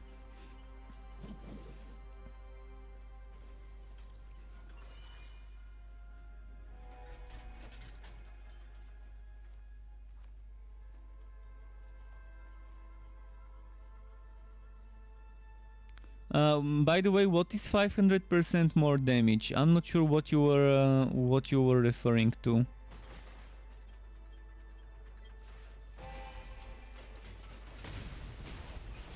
And you said that Shasta doesn't trigger with her aura the same way the Golem does. Interesting. Maybe because Shasta is an adventurer skill and not a relic skill. Maybe it works in a different way, maybe different technology is applied there. Interesting, interesting.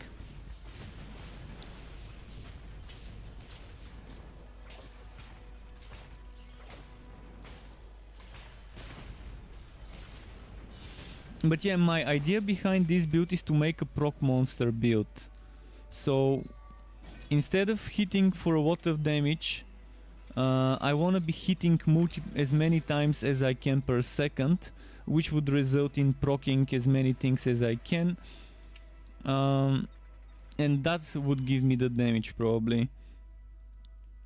So I'm just figuring things out, but this is the idea I have behind this build. Whatever it ends up being in the end, we'll see. I will do some respecking. I will do some respects.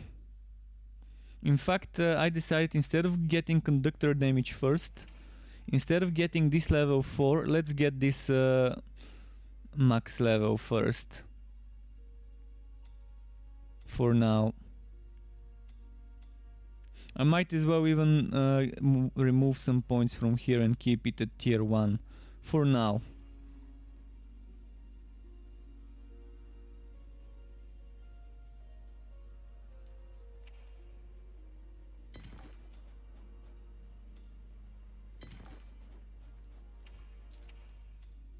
Need spectacles. I've got a lot in my other heroes. I can just grab some more from here, I guess.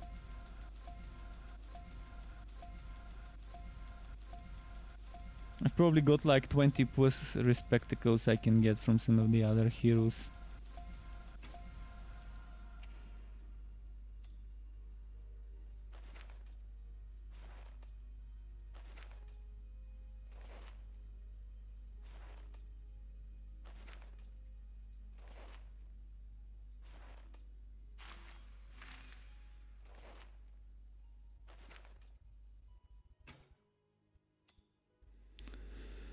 Okay, we don't need this, we don't need this, we don't need this, we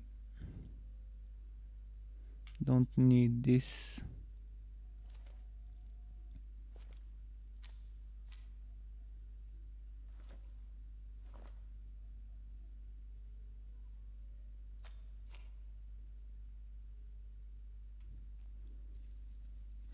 Well, since the shotgunner shield right now is kind of broken and it doesn't give me the bonus, might as well equip a bone blocker or any other shield I've got that's good. Let's see if I've got something better than this bone blocker.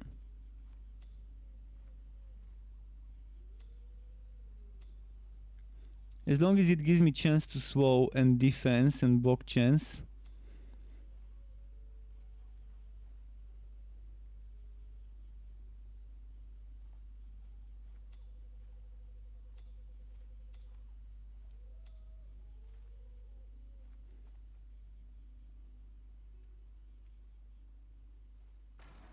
Right, let's equip this. Seems like a better choice for now. I wanna test something. I wanna test the firebow. There is this one firebow bonus. I wanna see if they fixed it. It didn't used to work before, so we'll see if it works now. Once I do some more respecking.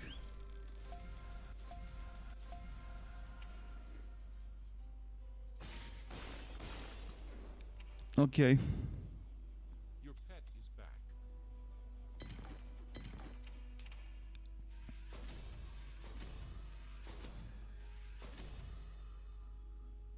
Three more skill points here.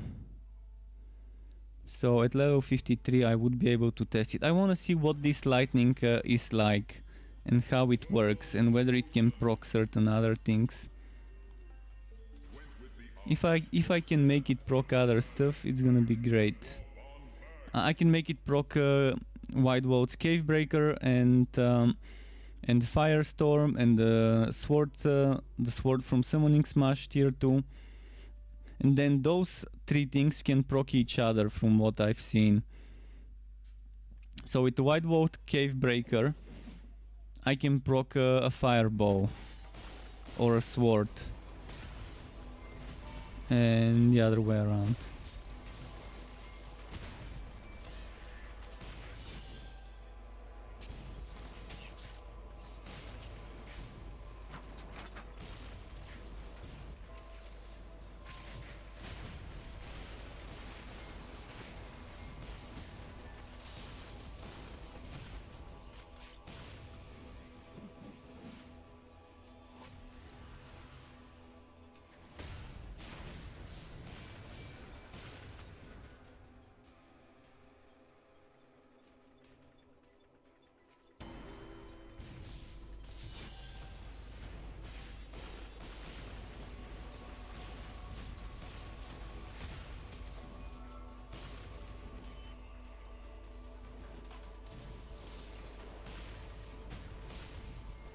I'm getting them all to spawn up first.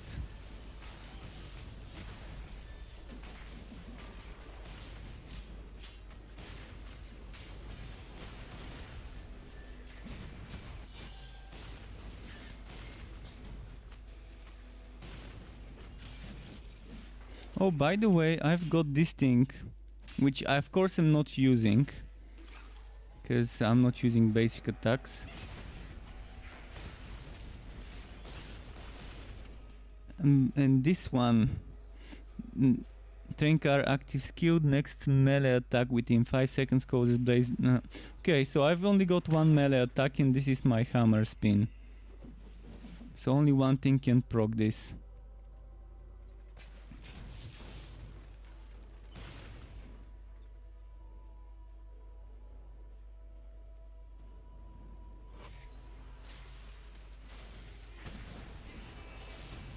I'm not sure if I procced it. It was kind of hard to tell.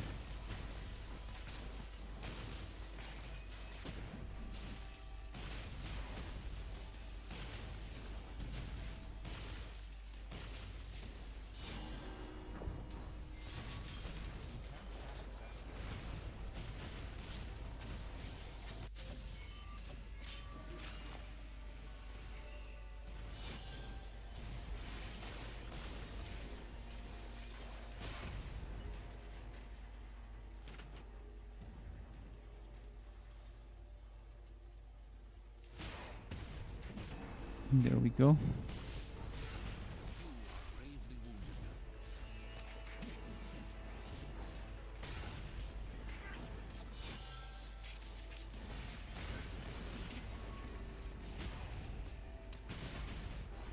But yeah, this flame conductor of flames, is pretty fun. I'm probably gonna call this build the Blazing Train, because I already wrote my thumbnail for the stream as Blazing Train, so that's probably gonna be the new name. But it's basically similar to my a new version of my old Conductor of Flames or of my old Train and Flame builds. So I'm gonna have to start putting links in my old videos to the new ones and from the ones that are from the alpha, because there's still some people stumbling upon my old alpha builds. I keep them there because someone might be interested in seeing what the game looks like, so I still haven't made them private or removed them from YouTube, because you never know, people might be interested in what the game looked like a year ago compared to now. But I've been noticing that certain old things are still being watched. So I'm probably gonna put some links to redirect people to the new ones in the old ones when I'm done with all of them.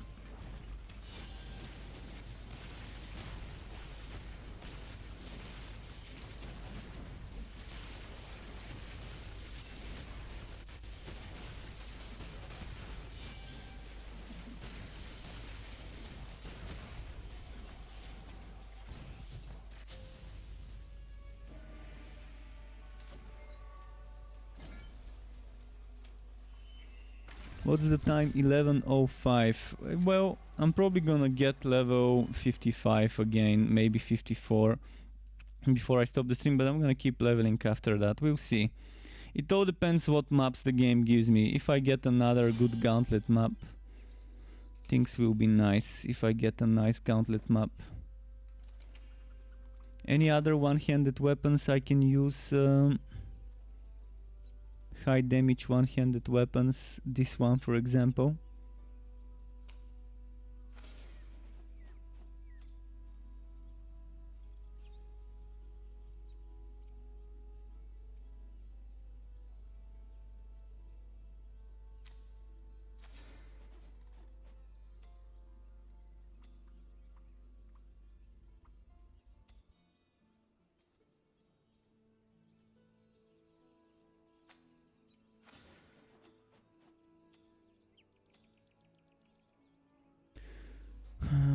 I'm gonna put this one here.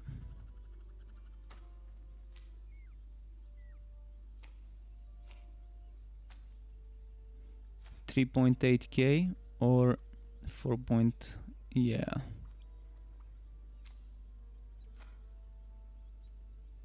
Never mind those.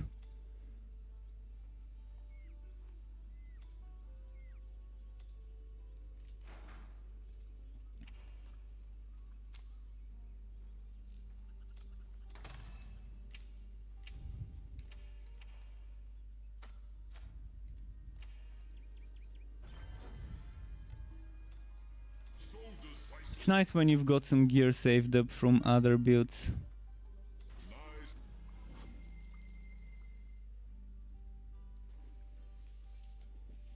Why does it sometimes not use my endurance charges on mortar use or pound? They just stay charged. I'm not sure. There's a lot of bugs with certain things. It's not using your endurance charges. Do you mean those charges here when you use the active?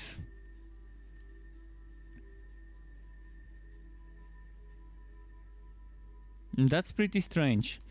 I can test it for myself, but for pound, I've never seen the problem with pound. That's pretty strange. I mean, there are certain items that that wouldn't consume your charges because and that's how they work, so that you always get the endurance bonus and it no longer consumes charges. For example, my blasting charge is supposed to consume endurance charges. You can see I'm using it and it's not consuming, but that's because I've got a blast breaker. Let's try with the train cars to see if it's broken. See, this one consumed. Maybe it's a bug. I mean, there's been a lot of bugs with trains, train cars, and with endurance related stuff mainly. And right now there is a bug where even if you have the shotgunner shield, which is this item, or this one, the doom pipe,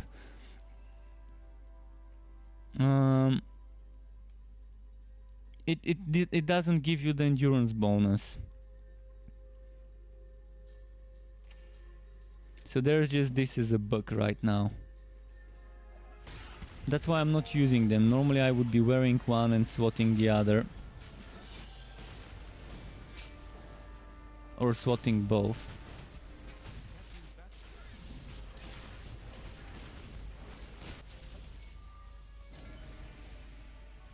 But yeah, if you're wearing one of those items, for example, you set mortar. So if you have a doom pipe, mortar shouldn't consume endurance. If you don't have it and still doesn't consume endurance, then it's definitely some sort of a bug.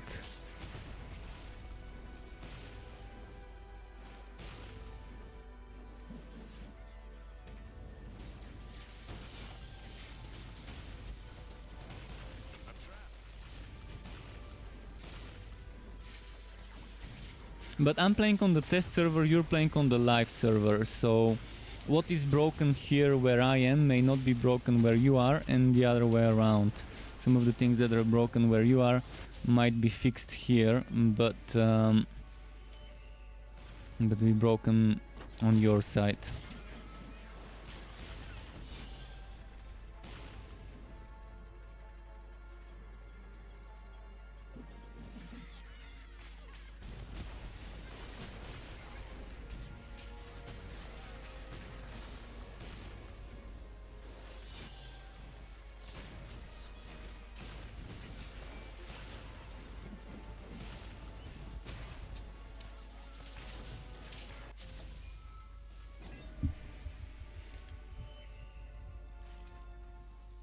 Okay, let's go this way.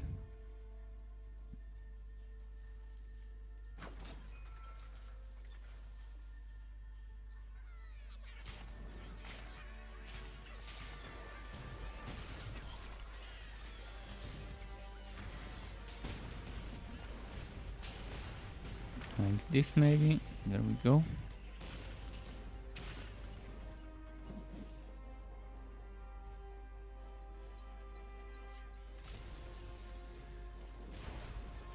And I'm gonna do it like that and do those kills.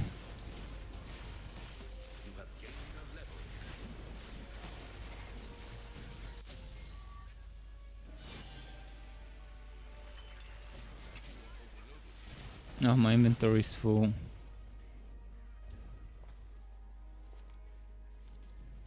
So this one I don't need. This one I don't need. He's attacking me. There is a shaman somewhere out there resurrecting them. Let's get the crit chance shrine. So this shrine supposedly gives you 100% crit chance, but after they capped it, it seems to not really do it. So you can see some of my hits are not critting. They're working on fixing it so that certain things can go over the 40% cap. But it's still not properly working for now.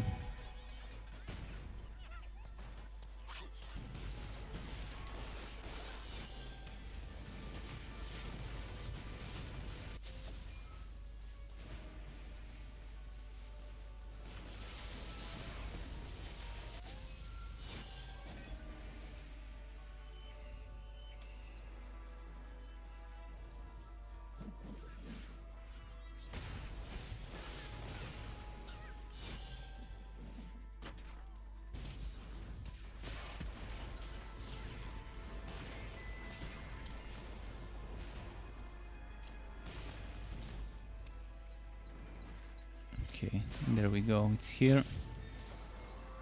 When he disappears and you can't attack him, it's pretty boring for this enemy.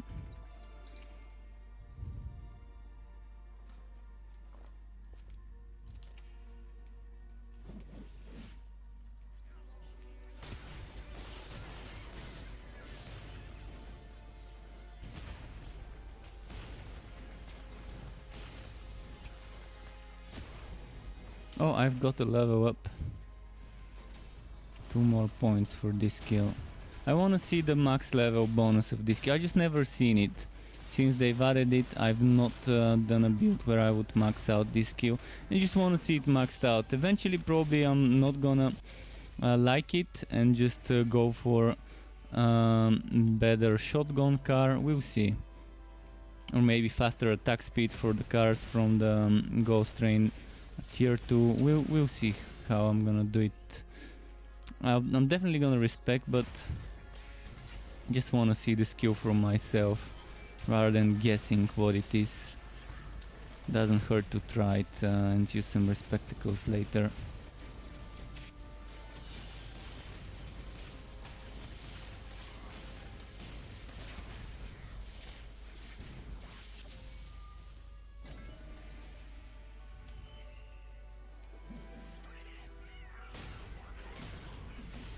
Test that.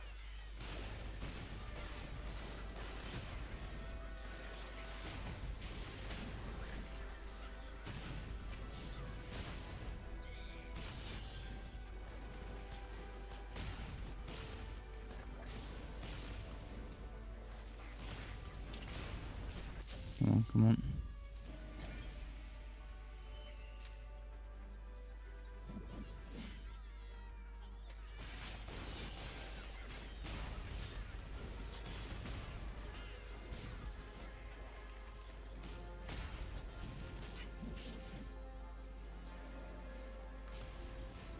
can't catch that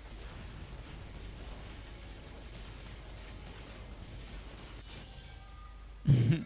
So many things are raining from the sky. It's raining flames.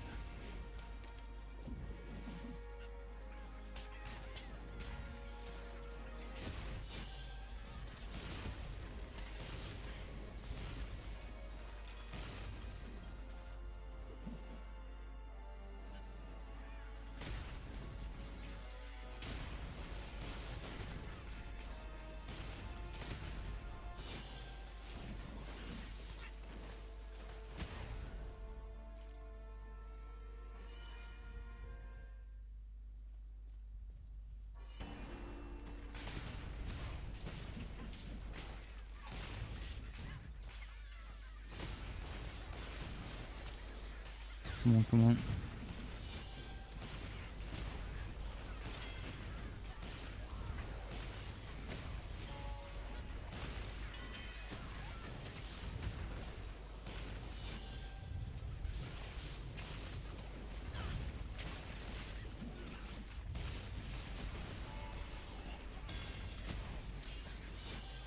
Trying to keep my flame near the boss. I mean, yeah, my train cars. Is full. Wow, my inventory's been filling up a lot this map.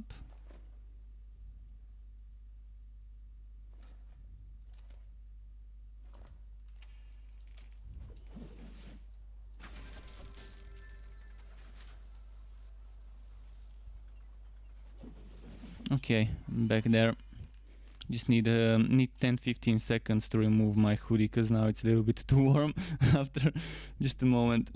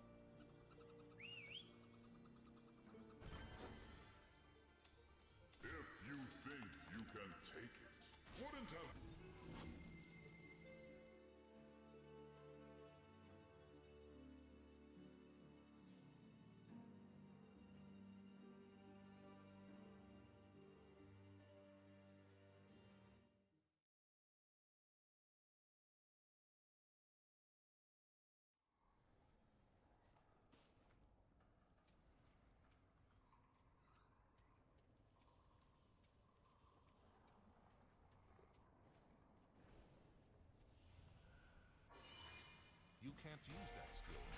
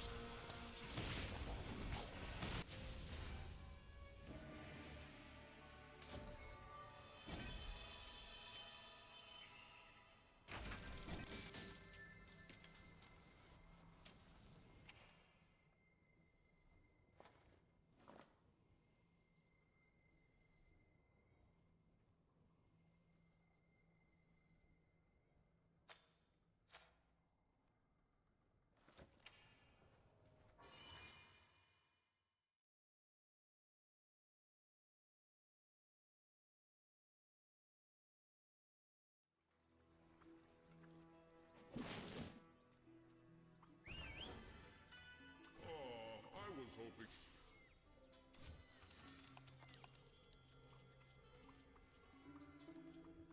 Your pet has returned. Went with the obvious.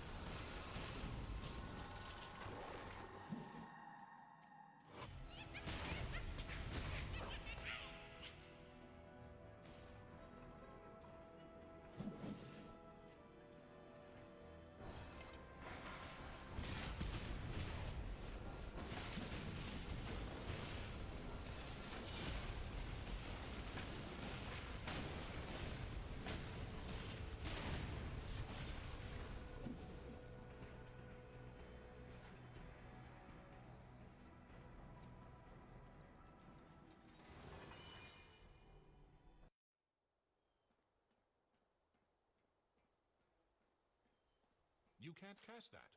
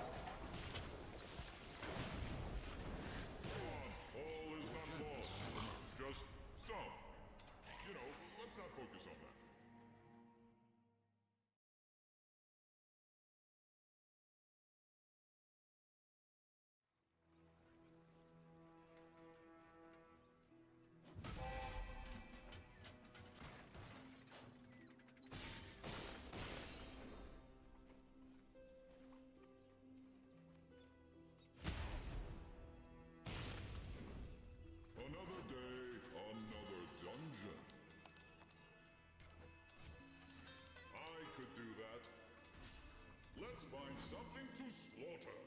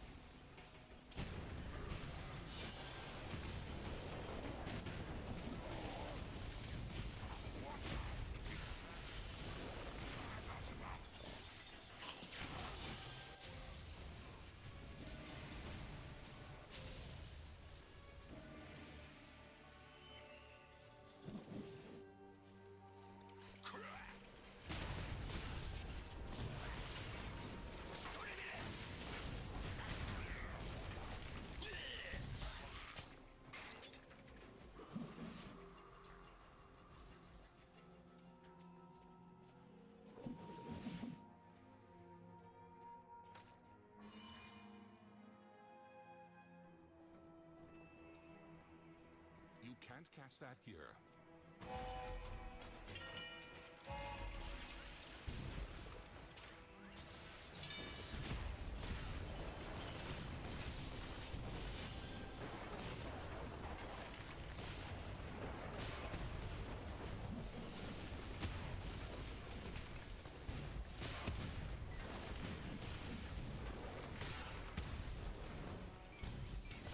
Cast that spell here.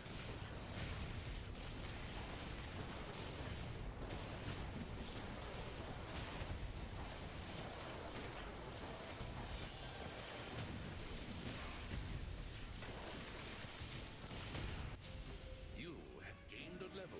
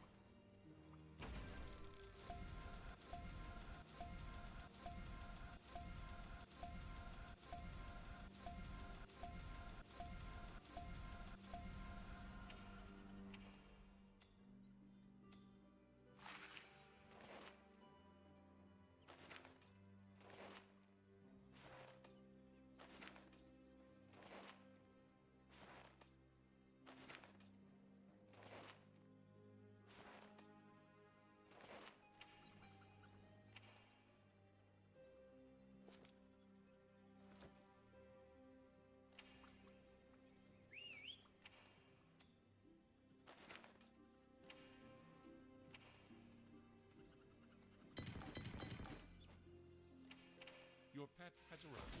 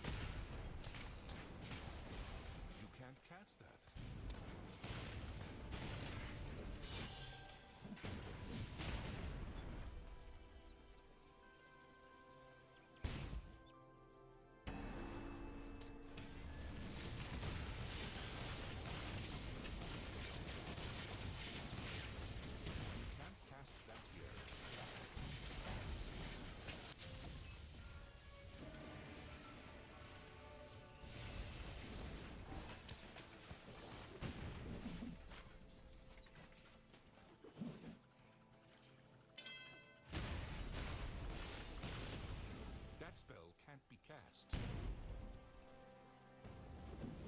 Your pet is running away.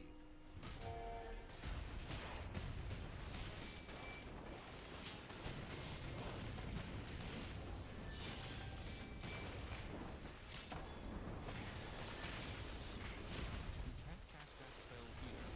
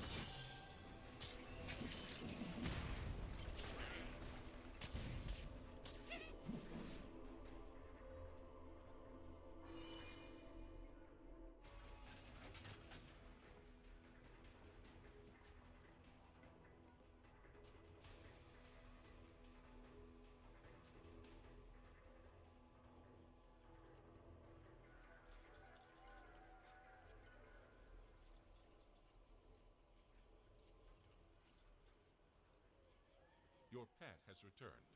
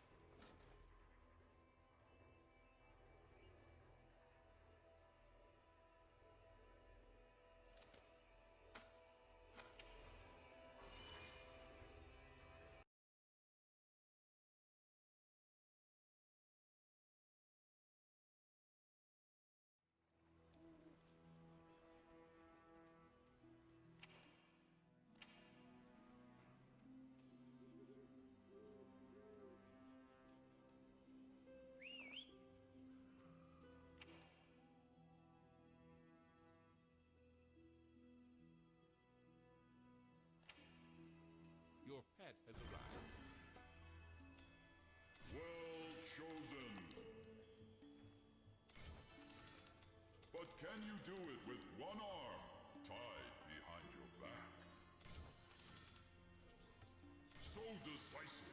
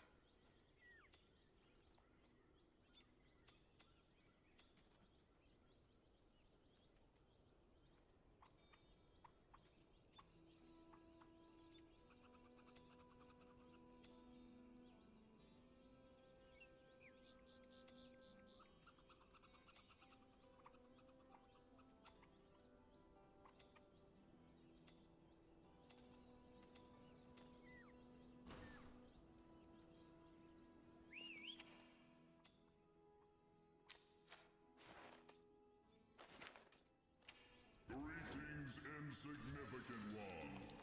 Your pet is back. Oh.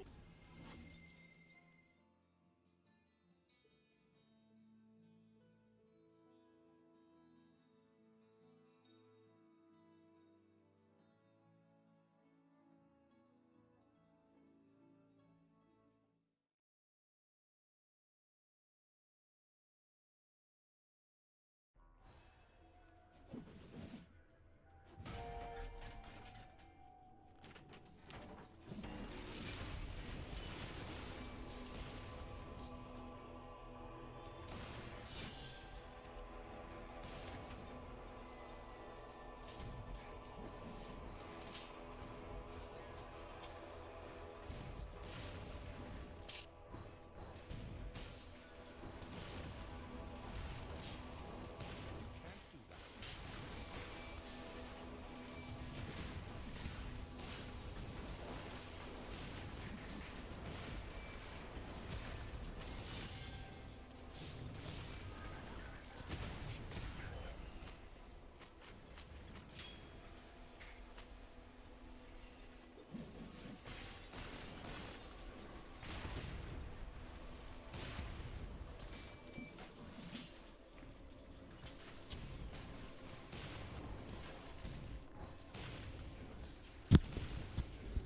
Oh, thank you for that. Thank you very much for that. I didn't realize. It must have been a bug. My microphone gets bugged sometimes. I didn't even realize. So, thank you, Skin Torque. I've been talking for all the time. I've never stopped talking while streaming. So, thanks very much for letting me know.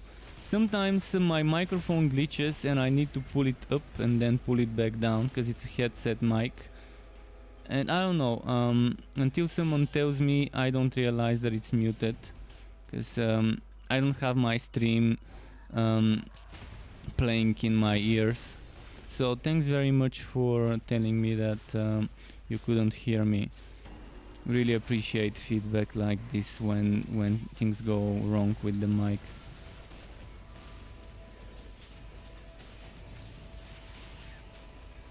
So I'm not sure since when this has been happening. Gwen wanted to tell me 30 minutes ago. Well, yeah, I understand. I mean, you can't always know. And again, things happen. Things get broken sometimes. Not sure when exactly happened, but if it was 30 minutes ago, I kind of maybe get an idea when it might have happened. Sometimes I pull my mic up to like drink water or drink tea or fart. You never know. There's different reasons why I would pull my mic and mute. But yeah, maybe something like that must have happened, and then when I pulled it back down, it didn't go all the way down and it got glitched. Alright, 55. We can get this passive bonus here.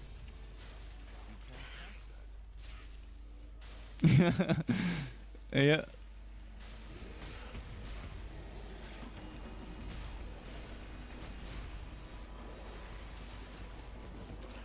But yeah, I've been talking about things, for example, Batman or Batman a few minutes ago, like 10-15 minutes ago or 20, wrote on YouTube about Core Punk, but I was saying how Core Punk is not in the same category as this game. It has PvP and PvE, it has top-down compared to this isometric, and I just don't put this game into the same category. They're different. I will play Core Punk, but Core Punk's trailer seemed very underwhelming. The game still seems to be very slow in movement and attack speed, but I will try it, I will play it. I can't wait for the invites to start rolling, and hopefully I get an invite and try the game myself. But again, this game is for PvE lovers. Core Punk is for people who like ganking and who like unbalanced PvP where you can 1v4 or 2v4 or 1v5 or whatever. Not sure what the limit of parties will be. But I think this game right now, Torchlight 3, doesn't have a direct competitor. I would have put it in the same category as Pagan Online, but again, Pagan Online is now Pagan Offline, so it can't be put into the same category as this game anymore. And Torchlight 3 is just too different from all the other games in the genre to consider it a competitor to those games. Other than Torchlight 1 and 2, but even then it's super different compared to Torchlight 1 and 2 as well. So Corepunk is another thing that's super different. It's like an open world PvPvE game with a top-down camera rather than an isometric camera. So that's probably something that many people have been waiting for a game like Dota and League of Legends as a camera, but actually providing you an open world and giving you that action RPG play style with that type of camera and with that open world. So I definitely think this game will be relevant to people who want this type of game, the same way Corepunk will be relevant just to the people who want that type of PvPvE player style. We'll see how it goes. There's gonna be a lot of ganking and there's gonna be a lot of imbalance, but that's always true for open world PvP games. I mean, you go alone, you gotta be prepared to get ganked by a team if you're not strong enough to beat that whole team. So we'll see how it is. I mean, Russians are famous for loving PvP. Everywhere when you go to a private server of Lineage or World of Warcraft or whatever other MMO, you would see that there's a lot of Russians playing on those private servers and that they love PvP. And this game is made by Russians, which I assume most of the devs of Corepunk probably have played Lineage and other games with PvP. That's why they wanted to make this type of a game, but with that kind of camera. So we'll see. I mean, time will tell. Time will tell, and there isn't that much time until they start inviting people. I think it's somewhere this month, if I'm not mistaken, where they would start inviting in Corepunk.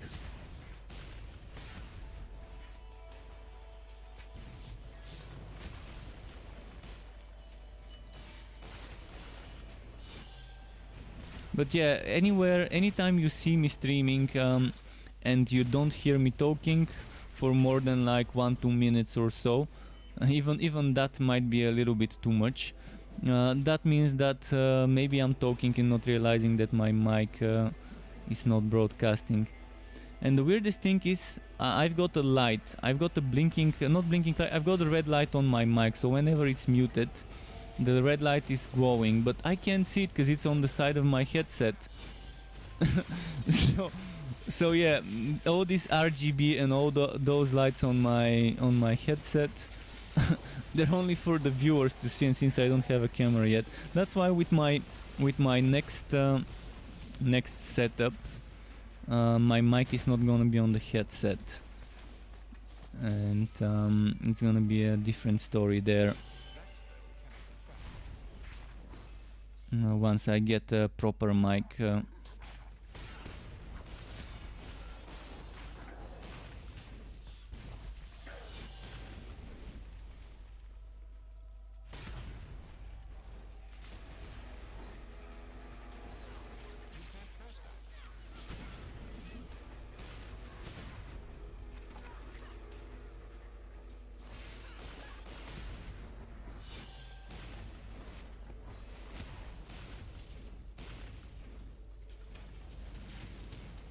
Okay, there we go.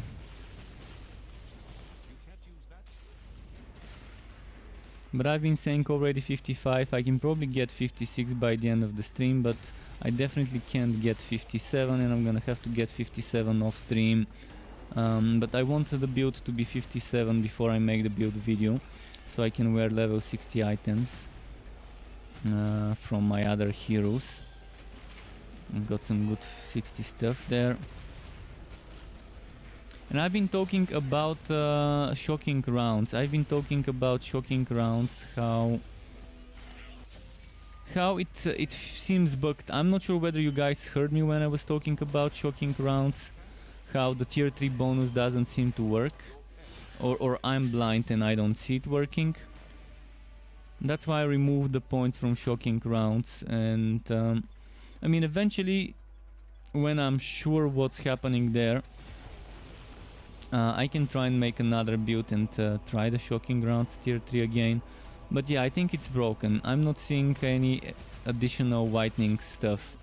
I'm seeing the chain whitening with and without shocking rounds tier 3, because it's the basic one. And when I activate it, I see the whitenings falling from the sky. But when I invested into the tier 3, I didn't see anything else. So maybe it's just broken. But it has recently been added. There wasn't a tier 3 bonus of this skill until recently, so I guess it's just broken right now.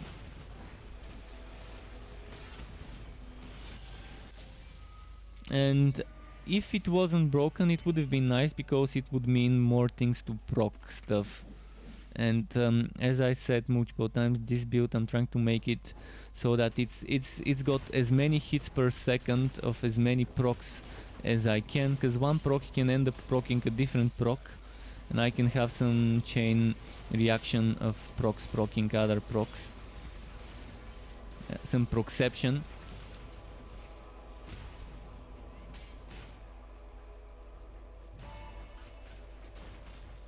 And we do have procs.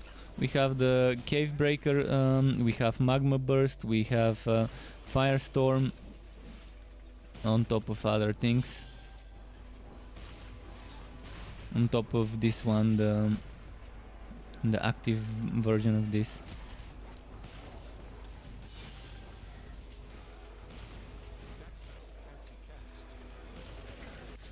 I could replace shocking rounds, and instead of it put things like what's its name, Lantern Flash. Not sure how well that would work, but it is a thing I can do. I mean, I've got the points in the skill anyways. Cast that spell here.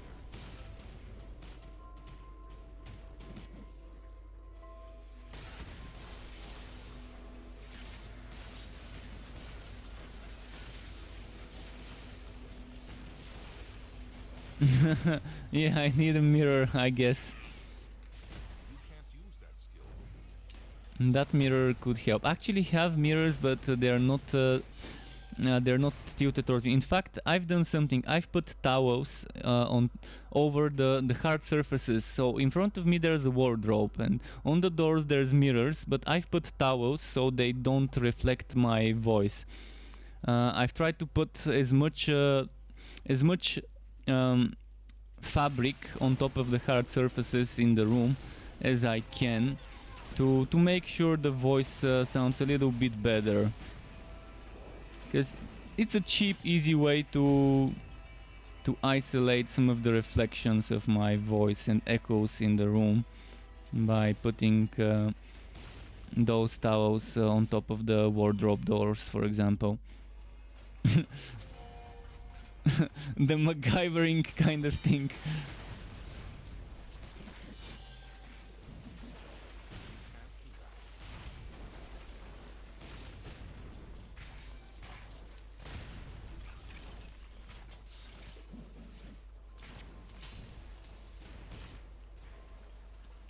And Bruce Killis is getting renamed. Suggestions for a name? Yesterday Bean was asking, or maybe the other day before that, I saw a tweet where they were asking about suggestions for a name for Bruce Killis, for this.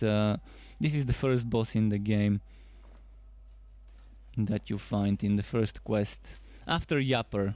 So let's say the second, maybe not the actual first boss, because maybe Yapper is considered the first, but the second. Okay, I'm probably gonna do another 2 or 3 maps, depending how much time we've got, because it's 24 past midnight, so let's say another like 15 minutes or so. We'll see how many maps I can do in this time.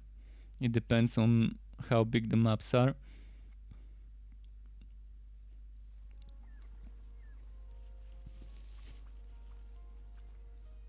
Okay, what is here? This and then this. Wait. Chance to poison. No, I need something else like shock maybe.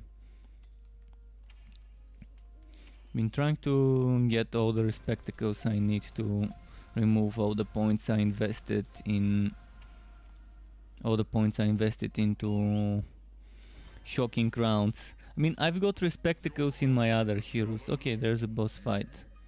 Wouldn't have been my choice. I've invested points into that one just to test it. Kind of got disappointed, so now I can get those points back. I don't want to have to switch heroes because I can do it later. I can do it off stream if I don't get enough spectacles by then. But the build is turning out better than I expected. I didn't expect it to be doing this well on Ridiculous, so there's some good news for me. You can't cast that here. It's still far from the damage I can get on a Bane train setup with miasma properly set up, but it's still not terrible.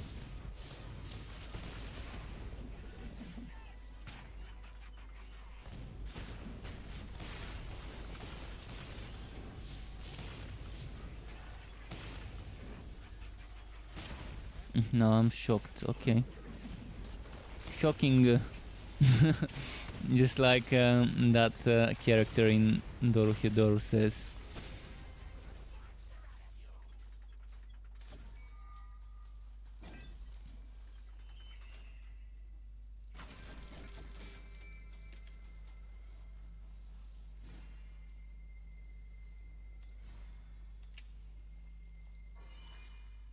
Alright, let's see here.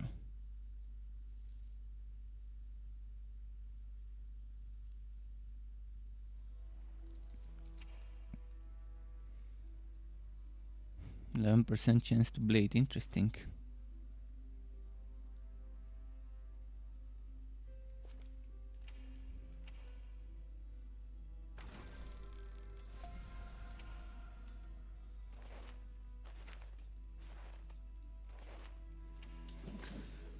What's the next map? Now we're moving on to the double HP maps, right? Yeah, the double HP maps. Unique's Infamous, there we go. There's a map for us. There's that map to give us all the spectacles we need. By the time I'm done with this map, I can probably get between 20 and 35 contract levels, depending on how big the map is and how many spawners are active. It's probably not gonna be that big of a map with this layout that we see, but let's check it out and see for ourselves.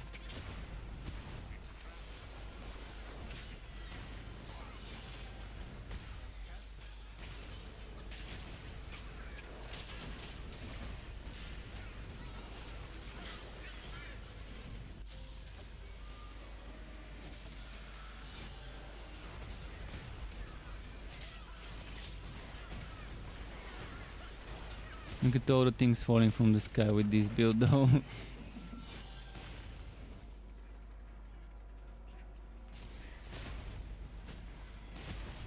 It's the train from hell. Armageddon. Train Mageddon.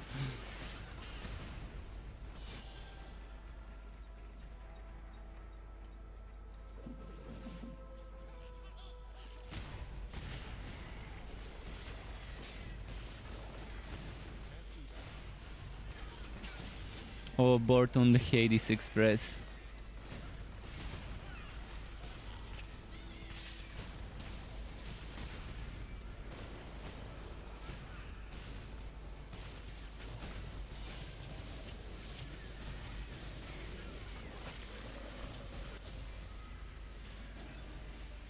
Okay.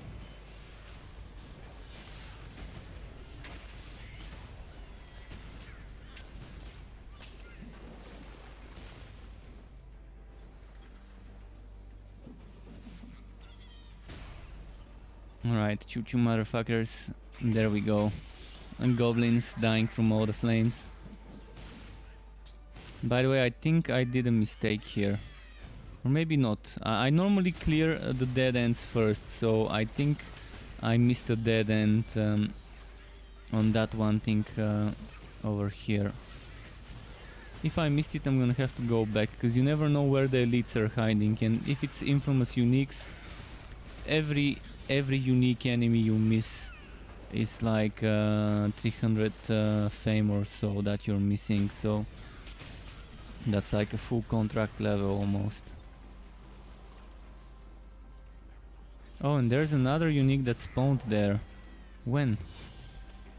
He wasn't here earlier.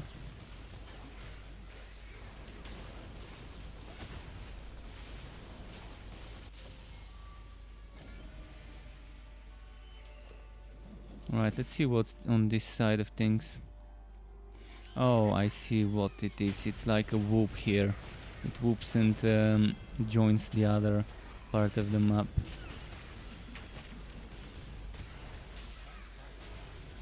This could be my last map of the day, because it's 31 minutes past midnight. But yeah, this is coming as a build video tomorrow on my YouTube channel.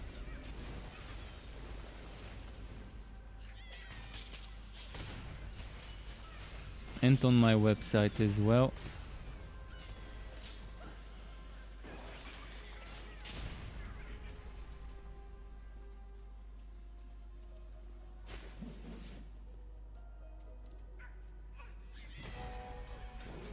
Nice.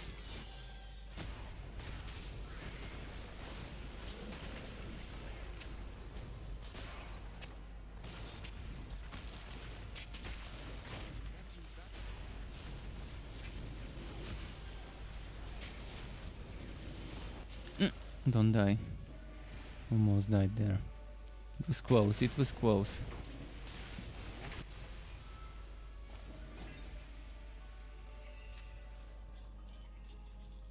Did this one not drop fame, or did I just miss seeing the fame drop? I'm assuming I need to go this way first for a dead end. Unless that's another whoop. Oh, it's another whoop, okay. Let's kill those here first then. Oh! Almost missed this guy. Narwash. Or Narvash.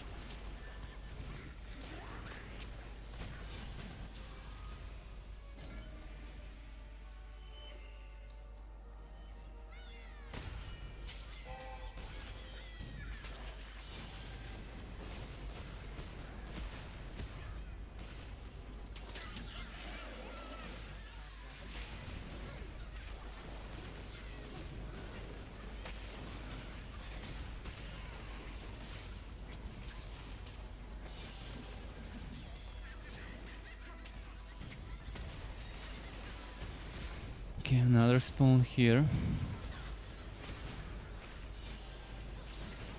Already 7 contract levels in this place.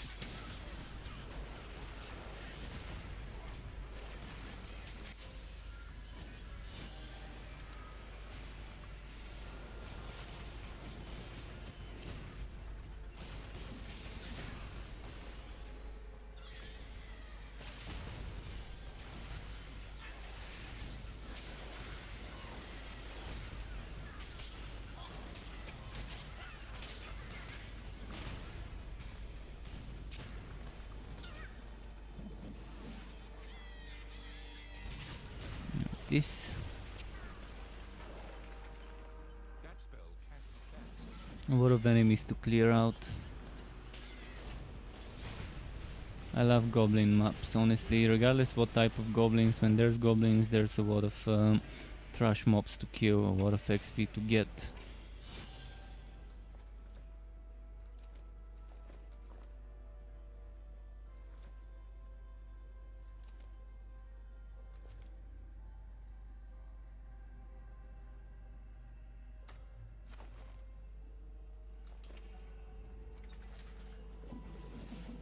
Okay, this one now.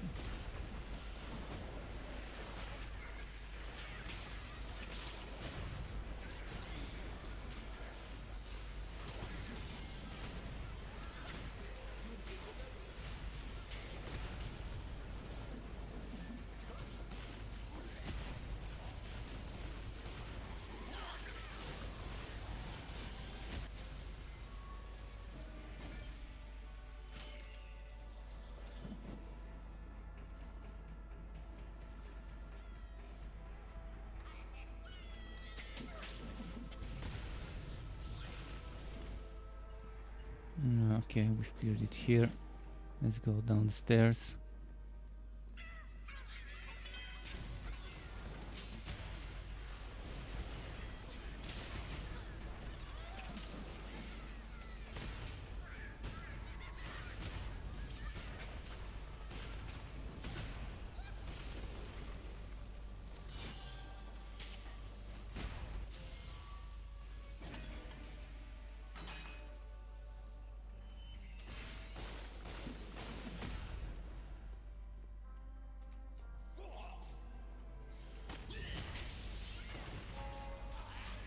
Okay, there we go.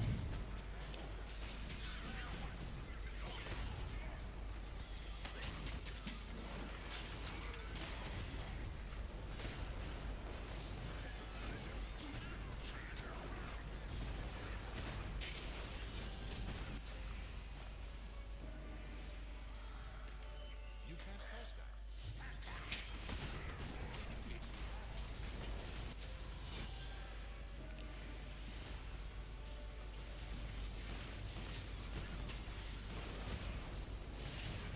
Come on, come on.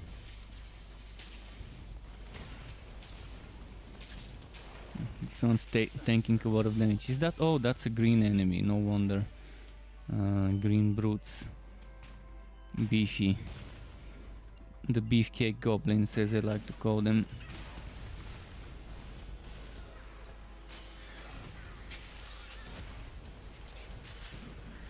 You can't cast that spell here.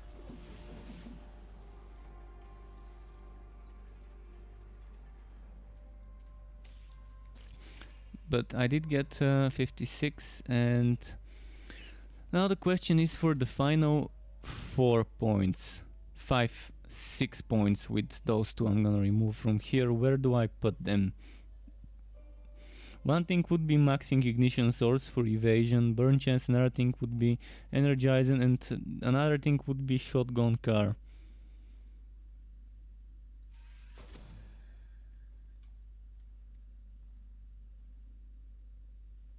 So I've got 3, 4, 5 points. 5 points. I'm still gonna need one more point to max out shotgun car.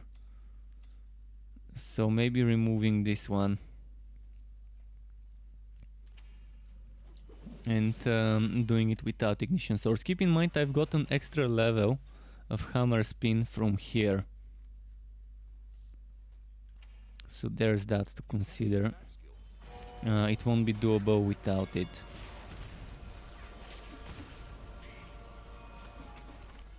So it's kind of more min-maxed this way. Wait, train, come here.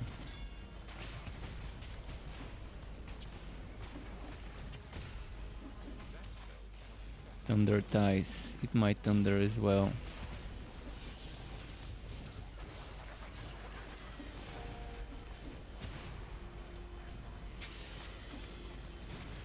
And boom. Should die now. So it's 39 past midnight. Just about the right time to say goodbye today. I'm gonna just exit this map and then do the ending screen. But yeah, thanks Truckweb, thanks everyone for watching, for tuning in on YouTube and Twitch. Thank you again to SkinTorque for letting me know about my mic not working, and thank you as well for the follow, SkinTorque, really appreciate it. So keep it cool everyone in the Truckweb, until next time, and goodbye.